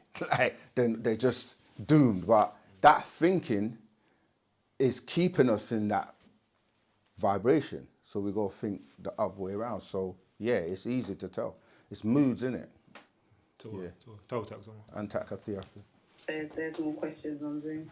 Okay. It sounds like epiphany something. Where can I get the books about what you teach to compare to what I am studying about Yoruba culture, which is part of my culture? Who's asking that? Epiphany HS6RD. Okay, I'm trying to find it. It's by OSM. Oh, okay. Yeah, I see it now, yeah. Where can I get books about what you teach to compare to what I am studying about Yoruba culture, which is part of my culture? See, Yoruba culture is part of our culture. As you know, wu-sabat, that was one of the cultures that the master first started to teach us. But it's just that there are different aspects of it, like today where many things have been desecrated or people have their own versions now. But where you can get it is the books at nashat.co.uk or the United Sabiansworldwide.com website. You can get the books there. And we're one culture. This is what the master's trying to show us, that even though a lot of us can say, you know, we're from Ghana, Nigeria, with, you know, like Igbo, like we're all coming under one umbrella, under wu-sabat or wu-sabat, which was our original culture before we started to be segregated and split into what people are calling Africa today. Because you had the Berlin Conference, you had the Arabs' so-called slave trade, and then you had the European one as well. So you had one in the 1400s with Prince Henry. You had another one in the 1600s where, you know, that was taking us up onto the year 2000, because it was a 400-year bondage. And that, as of the year 2000, that ended. And this is where the master teacher broke the seal in 1970 to prepare us for 2000. And from 2000 to 2030, this is where the Adamites are getting wiped out. But a lot of us are we're still afraid. We're still feeling like, you know, we have to come together as one. Stop segregating. I'm from Yoruba, I'm from Igbo, I'm Jamaican, I'm Trinidadian. All of that just keeps us divided. So, yeah, when you read the books, you will find out the master does teach about the original Yoruba culture, which is our culture as animists. Because when you really study the traditional Yoruba culture, before it was messed up by the Arabs who introduced Allah and their religion into it, this is where you start to hear words like, because the word Oba means father.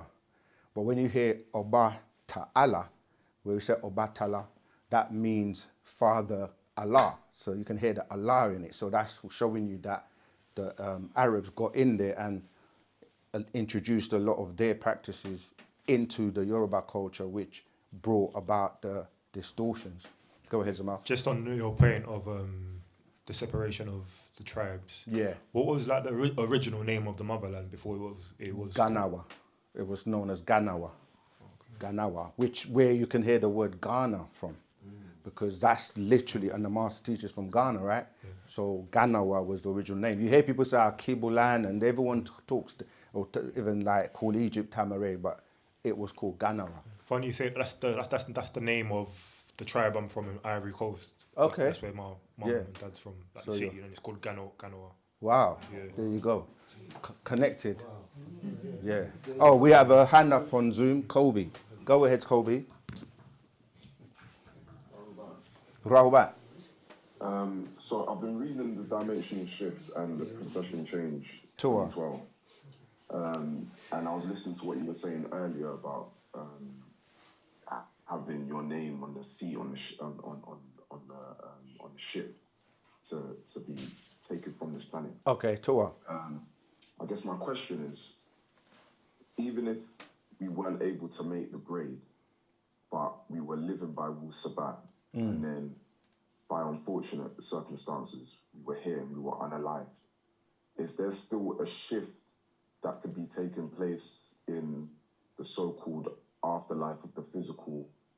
Yeah, absolutely. This is what we're saying. Like, first of all, everyone focuses on being on the craft, the 144,000. But what's happened? Do you remember the doctrine, what the master taught us about the 144,000? Why are they being taken on the craft? Come back and teach. There you go. So it's not. It's like the planet can get to a stage where the beings that have elevated themselves to a certain level, right? They will be taken to be groomed and to come back and help those who are left behind. So that's what it's really about. But at the same time, to answer your question, Kobe, when I was saying about continuously developing yourself, you can be unalived any day. Any of us can. Like, no one knows when they're going to go, right? So if you went tomorrow, if you've raised your vibration and your being, you're going to go to the realms that you've attained to go to. So you're not going to come back through the wormhole and come back here and do this again. So, sorry. Is that the time already? Sorry. Is that the time already? Wow. What's the time now? 9 o'clock? Yeah, that's normally my My chanting time. Yeah, that's what happens when we're enough vibration. It's like time doesn't even exist. But anyway, so Kobe and everyone else, I'm saying there are beings that have passed away during this fight with the master teacher. And the book that somebody was asking about, I Know This Man, it's upstairs. If you haven't read that book, read that book, because this is somebody that walked with the master teacher from the beginning. And when he crossed over, he went straight. He didn't have to come back or like delay. He just went straight up. So I'm saying we all have the opportunity to think about, you know, when you go, like it's all based on your life in terms of how much spiritual and soul growth you've had. So, you know, you don't have to come back. But a lot of us go back towards the white light because we don't know any better, and we just come back through to this same repeat. Remember, you got 24 to 24,000 chances to go and not come back. And one of the things you can do to not come back is to do something for humanity. And do things that are selfless, not for yourself. That's going back to the title of the class. You got to give. Some people don't, they don't really know how to care or give. That's why the master put out the recording. Learn to care. Mm-hmm. Sorry, I saw you had your hand up, Zama. Did you have your hand up? Were you going to ask a question? I was going to ask, you mentioned that taking away in a craft. Oh, sorry. Yeah. You mentioned something about a craft. Spacecraft. What's his name? Funkadelic, was it Funkadelic? No. Bootsy Collins, and they were talking about the mothership. Mm. And there was a video where they actually came down. They actually came down and they had a mothership. Yeah. And, What's your question? So that is something of what you're talking about? Is it a craft or something? Yeah, because a lot of, even if you go back and look at the artist back in the 60s, 70s, where we still wore our crowns. If you look at most of the bands, like even the Jackson 5, Earth, Wind and Fire, all these, look at the covers. They were in tune and were connecting back to ancient Egypt. Yes. And they knew these things about us coming here. We are the anomalies on this planet. Like, we are the gods and goddesses that everybody talks about. But it's just taken us a long time to wake up and realize who we are. But yeah, we know that we're not from here. And they know it too. So that's why they're trying to marry us, is it? That's a bit random. They're trying to marry us. I mean, well, you can't be married if you don't want to be married, can you? Well, You're married to them too, is what I'm saying. Marriage is a two-way thing. Well, their strategy for survival is to marry. Yeah, they've got to tie into the vine, because that's what they've been doing over the years anyway. Like, because in order to survive, even if you go back to when they were like, if you know about the vampires and the War of the Roses and all these things, it was really to get our blood. Yeah, because you know, that makes a lot of sense. We are the ones that have the genetics that everybody wants to tie into. Any other questions? Clubhouse, is there any questions on Clubhouse? Okay, no one's on stage. There's more on Zoom. Okay, tell you what. All right, go on then, Zoom. OSM, Sudan 4426. My question is, are we all from Planet Risk? No, we're not all from Planet Risk. That's a good question as well, because the master says some people will be dropped off on the journey where they're from. Some people won't even probably make it past like Mars, and he said that some people will be dropped off back to where they come from. So no, we're not all from Risk. Next question. Atumre Connect. I have tried to get registered into the community AEO number and whatever else. How can I get it done? Right. Tom Ray, I don't know where you're based. If you got to go back to the community and the local store where you are, and AEO in terms of it's on hold at the moment. So this is something that will be reactivated later, but right now you just got to get in and be amongst the orders that are currently active, you see. So that's why we keep saying to people, like, go to your local store, go to your community and learn about what you should be doing now. Because AEO, a lot of people will accept it into AEO, the ancient Egyptian order, but they've never really been initiated yet, even though people may be of the opinion that they are. So that's something that, will be reactivated once Parna Babyanun reactivates it. But you should be preparing and studying and being in the orders that are currently available, brotherhood and the sisterhood, for a start. All right, any others? Can you break down the 7 heavens from Quran, please? Goodness. I said goodness, because the 7th heaven is really, so the numbers are symbolic. So when you read about the 7 heavens, you're talking about the different, trying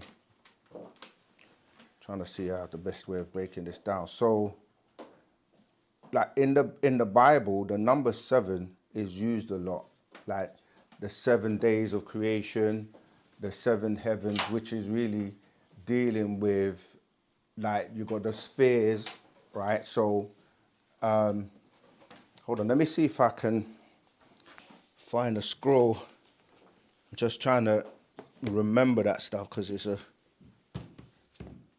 long time ago. I need something to remind me. Is there a quote from the Quran that he's looking at?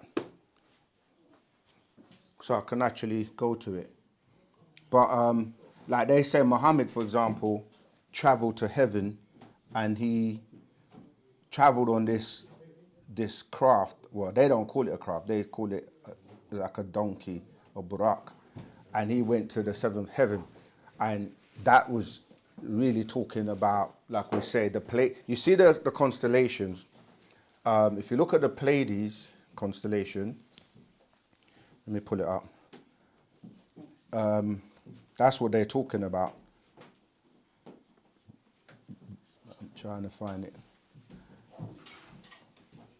All right, so if you look at the constellation of Pleiades, I'm going to share the screen just so people can see it. Give me a moment. If I can find... It basically has the stars. It's in the... It's in one of the actual facts as well. I'm just trying to find a good quick picture. Yeah, basically that's what they're talking about, because you have... hold on, let me get the scroll because it'll probably be easier. But that's what they're talking about. Him going up to, because we mentioned that in the Quran and in the Bible, when they talk about heaven, they give you the names of Pleiades, Arcturus, and in Job 9:9 and Amos 5:8, they list out these constellations, and the one that is called I'm trying to find the scroll. Give me one moment. Okay, I think it's this one. Yeah, there you go. Right. So if you have this scroll called 18 plus 18 plus 1 equals 37 genes of the mitochondrial DNA, and you go to page, if I go from page 13,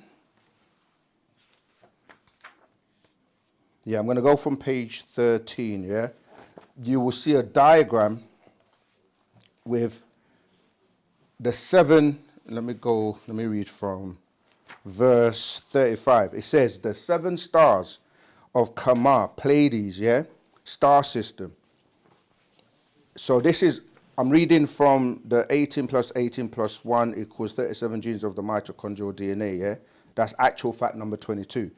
And I'm reading from page 12, from verse 35. It says, the 7 stars of Kamar, Pleiades, star system, and it lists them: Electra, Tayget, Maia, Alcyone, Celeano, I can't pronounce this, but Celeano, then Merope, Merope, and Asterope, forming the 6-pointed star with one in its center, which are the 7 daughters of Atlas, or Pleion, a symbol of 7 sisters as you see listed. Yeah? These 7 are Musadu, Nimog, Ninbara, Ningwana, Ninimam, Ninimma, Ninmada, and Ninmug. So I'll carry on because it says the 7 stars of Kamar star system forming a 6-pointed star. 36. These 7 sisters relate to the Anunnaki records, also called the 7 birth mothers of the first Mutha'u earthlings from the Lost Book of Enki by the late Zechariah Sitchin. 37. So these 7 women of Kawat Taha, planet Earth, is found in the tablets of Shumar, Sumeria, Anunnaki, Anakim, who came to Kawat Taha by way of Nibiru, their planet craft, their mother plane, mother ship. The presence of Parkama'u, or on Taha Earth, and their collaboration with modern governments has been speculated through the years. 39. George Washington, who left many clues in Masonic prints, was in fact in contact with the Kama'u, the Pleiadians, as they still influence through the same bloodline who become President of the United States today. So it's no coincidence that Washington Monument is an Egyptian obelisk in Washington, D.C., standing 55 feet tall, is lined up with the Kamar, Pleiades. It has also been suggested that in 1777, at Valley Forge, George Washington saw green-skinned extraterrestrials who laid out the USA map for him. Right, so they show a picture of George Washington with his Masonic attire, and if you go on, we keep talking about these Pleiadians, and they were the overlords over the president. So this is what they refer to as Jacob's ladder extending up, but it's really talking about the Washington, what we call the Benben or the obelisk, was an antenna that pointed to the Pleiades for the extraterrestrials, and that's how they were communicating with them. So if I just carry on reading that little bit, it says, so Jacob's ladder extended up there, not all the way up to outer space, and he could see Malachim, angels, going up and down it. He even saw the Lord standing above it, who spoke to him, saying, I am Yahweh Elohim, existing one of the gods of Abraham, your father, and the God of Isaac. So it was a kabad, craft, the glory of God he saw with a ramp leading up to it, as so many have said over the years, they saw from a UFO. And then it shows you that that antenna was the way they were communicating with these overlords who have now left them. So that's what they're really referring to. But in the Quran, they don't know that they're talking about, when they say the 7th heaven, they're talking about Pleiades, the star constellation. All right, Zamaltat, is that the last question? No, there's another one. Go. Okay, there's no book here. Here's the book. No, that's it. It's all done. Okay. Right, anyone else in the class? I can't believe how quick this time has gone. Yeah, just one. Sorry, just one quick question. So again, back to the scroll, the truth. Yeah. You mentioned the 6 extraterrestrial races. They are the main races that are involved in all this? They're the ones. Yeah, they're the ones that they're controlling by way of these Abrahamic religions.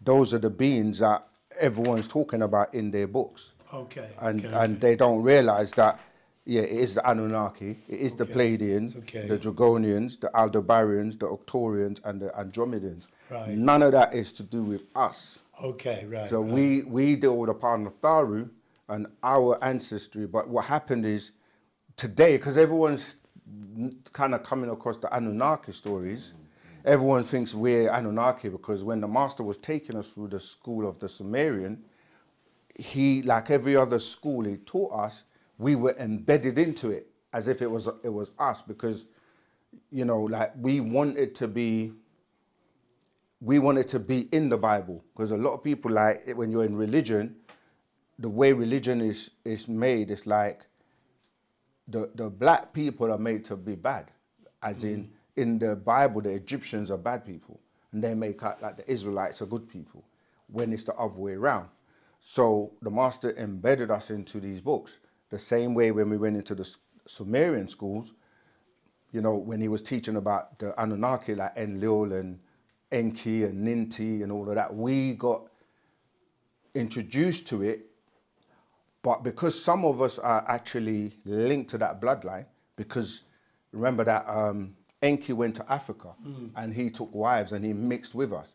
So even though we're not Anunnaki, it's just like if a Caucasian went to Ghana or to Africa today and took a wife and mixed and had children, it wouldn't mean that they're from there. No, yeah, Do you follow me? okay, yeah, It's the mixture. So some of our seed are mixed with the Anunnaki, and that's why back in the school everybody was like, yeah, I like Enki, I'm from Enki, like some will say they're Enlil.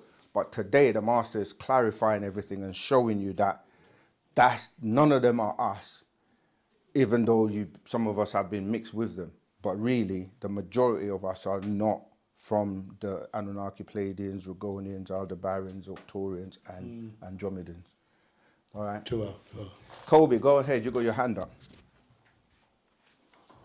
So you were just talking about the Ben. Yeah. It's funny because today I was actually listening to the master teacher speaking on this. And am I right to say that it originated from Osiris, his phallus? Yeah, phallus, yeah. Phallus, sorry, when he was, when Aset was trying to have his child. So originally, when the Ben was built, was it for the communication with Parnatharu, and then like the Pleiadians sort of like took it and did their own thing in Washington? Is it the same thing, or was it used originally for something different? Yeah, we didn't even, well, it was called a tekenu, but Ben comes from the word sun. In Arabic we say ibn or ba or ben, yeah, because like you say, it was to do with the fact that the sun, Horus or Hara, was brought about by, as you say, the phallus of Osiris, when she went around trying to find all the 14 pieces, and that was the last one which was used as a ritual to bring about Hara. So yeah, we had them all over Egypt and they represented many things. But yeah, the way it became a penis or a symbol of a penis is because that's how the sun came about, and they started to use it as like a lighthouse, right? When you look at like when you see like when you're by the sea, you know, like the lighthouse is the light that the ships and people will see to know where to go to the shore. So that became a beacon in religion, where the breast became like the dome, right? So you look at mosques, they will always have a minaret, or as you call it, the ben, and they will have a dome.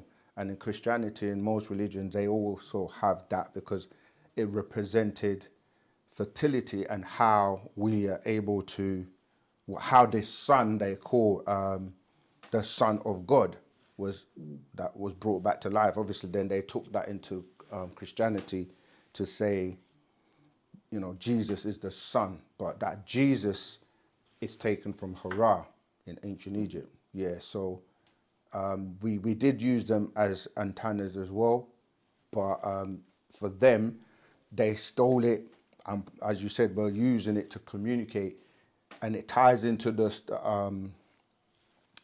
story of Babel, you know, in Genesis 11 when they're talking about Nimrod and building the tower.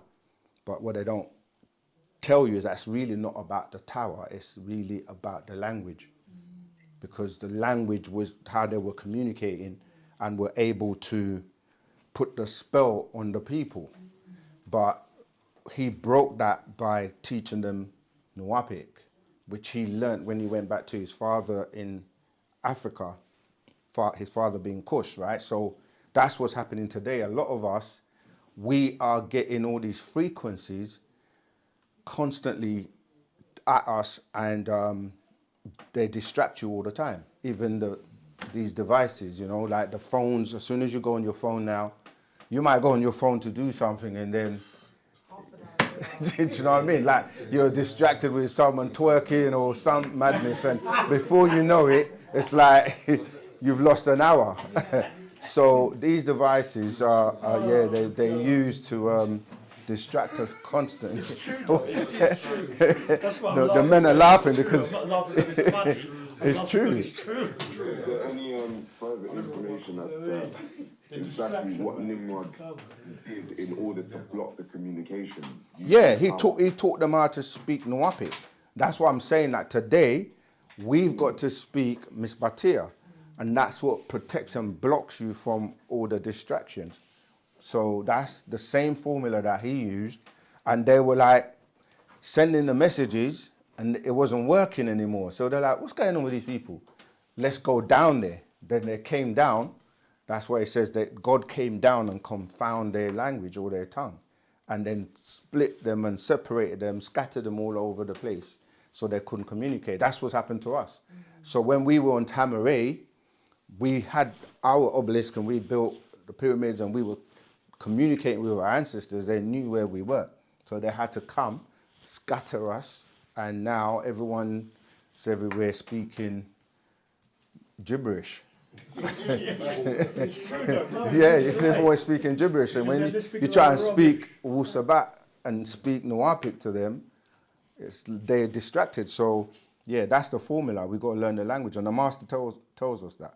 So we got the language at course online, so you can actually learn. So we don't really have any excuses. So the things we got to do, come together, learn our language, practice our culture, work together to build and rebuild our communities. And that's how simple it is. Yeah. Did you have your hand up, sis? There's a question online. Oh, okay. Yeah, it's on the board. Yeah, go ahead, Zamar. That's that. Jackie has a question, and it's, can you explain the purpose of our spiritual and physical being? Great question. That's such a great question, because some people think spirituality, there's different levels to spirituality. Some people think it's just sitting around folding your legs and chanting and that's it, right? Which is good. Those are parts of our spiritual growth, but it's got to have a balance. Like, you still need to take care of the physical aspects, because you can be sitting in a room chanting, but then you can't afford the room, or you don't have the building. Do you see what I mean? And like, whoever owns a building or whoever is in control can just disrupt that. So you can be chanting, doing all your spiritual practices, and if you don't, I remember the master put it like this. It was like, if you're hungry, you can sit in a room and chant all day, but the food's not going to just appear on the plate. So there's an element of spirituality is also working together and getting things done. And when you're working together and achieving something, that's you coming together as a people. And even like when we do music, coming together and like you're in a group, you're all exchanging energy. So spirituality is not just based on the way religious people look at it. It is about balance, and that's what wu-sabat is about. It's about, yes, we do our chants and we do all the rituals that we're supposed to do, but it's also coming from the heart. You know, the heart is intentional, and we have to then build and do things that we can have for ourselves physically as well. So, who asked the question? Trying to read it again. Zamautat. Okay, can you explain the purpose of our spiritual and physical being? Okay, so let's start with the physical. The physical being deals with being in the physical world, which is the lowest of the realms, right? The material plane. That's what I'm saying. Like, we're supposed to have everything we need in the physical world. You've got to master the physical before you can move up to the others. Like, if you can't master the first one, the material plane, master yourself, for example. Like, master your own being, master the physical, then the next realm is the spiritual. You ain't going to the spiritual if you can't master the physical. You keep coming back and keep coming back until you master it. So that's what the master says. You're here to master the lowest plane, then you move up to the spiritual, and then you move up to the soul realm, and you move up to the mental realm. They're all interacting and correlated and related, times 21. But you're connected to all of them when you're on the bottom one. But when you leave the bottom one and move to the next one, you lose the bottom one. And it's the same as you go up. So you're kind of shedding the lower realms. So when you get to being a pure soul being or pure mental being, like, you don't really need the lower ones. And then you keep going to the etheric ones, and the etheric ones have many levels until you get to a point where you're pure Ethereal being and you don't have to come back. But you can help everyone from the top down. You follow? So this is why some of our ancestors, they don't want to come down here, because down here is hell. They will come down and meet you on the mental. That's how you use your mind to connect with them. And then they help you to deal with this lower realm because you're down here. But as you go up, you really don't want to come back down. But you can help from the other side. You see, so when we get unalived, the Mukasu might think like they've got rid of you, but then they actually make you more powerful, because when you cross over, you're helping those who are here from the other side. This is why we keep talking about your ancestors who are on the other side.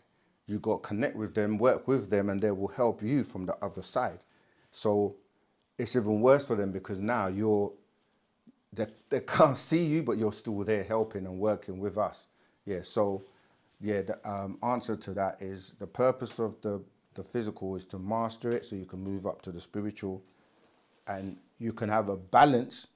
So even though you're in the physical, if you spend your time on dealing with spiritual things, dealing with the mental, that's why, going back to your question, Des, you were saying, like, how do you know? Because even though you're on the physical, you're still connected to the spiritual and you're still connected to the mental.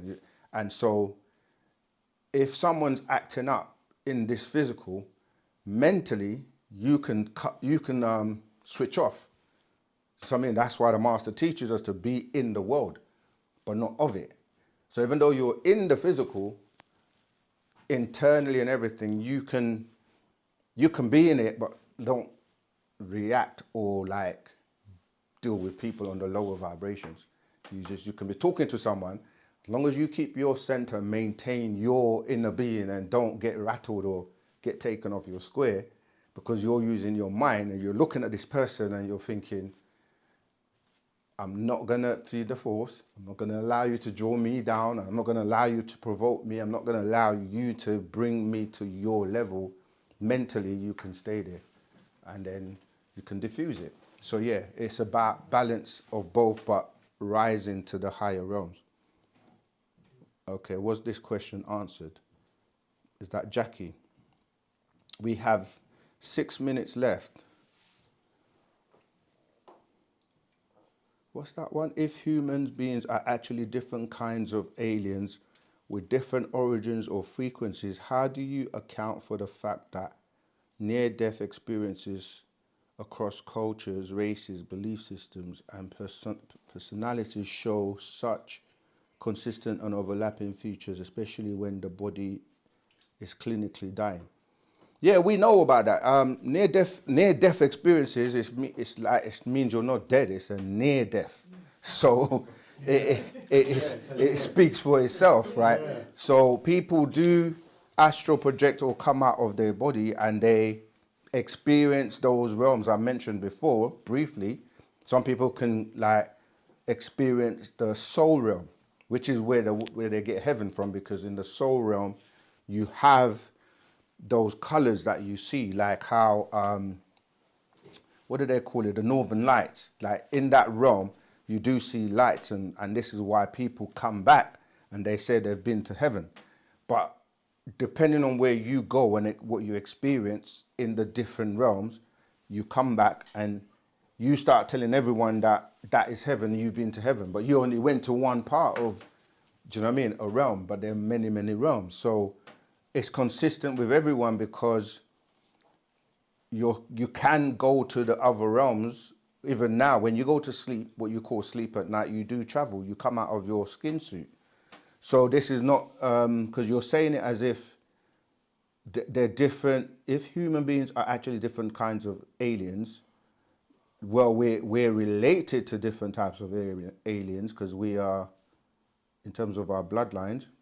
And yeah, frequencies, everything's a frequency. Different frequencies vibrate at different resonance. How do you account for the fact that near-death experiences across culture? Yeah, because everyone can have a near-death experience.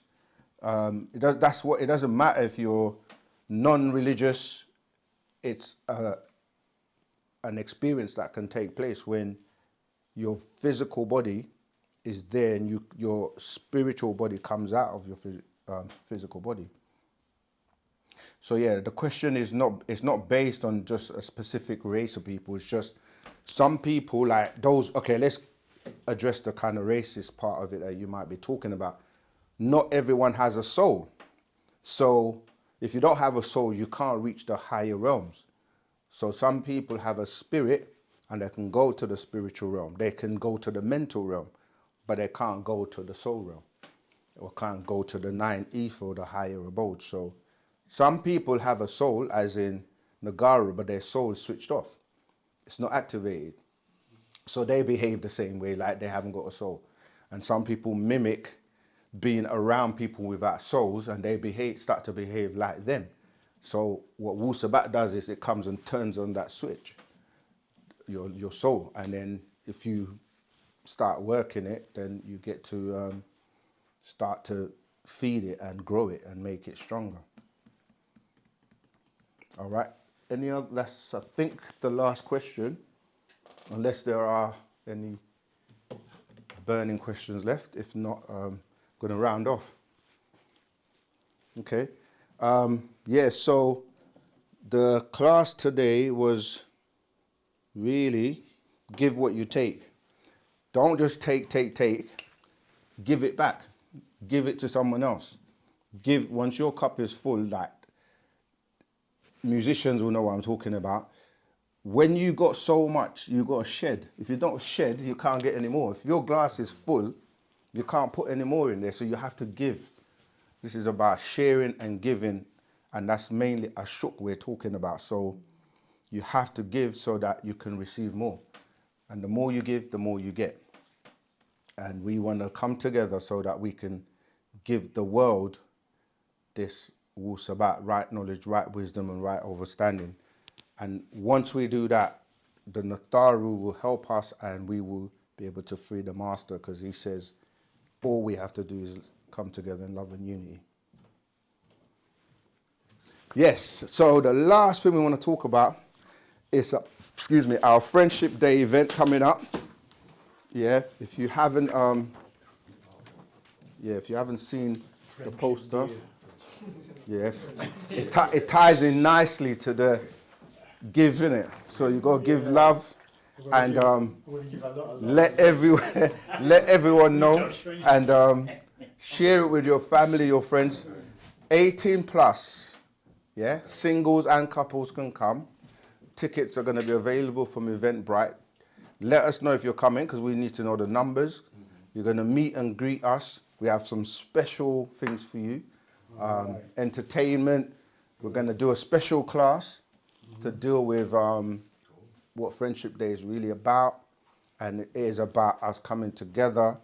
The young people need to come together so we can have offspring that are being brought up in wu-sabat.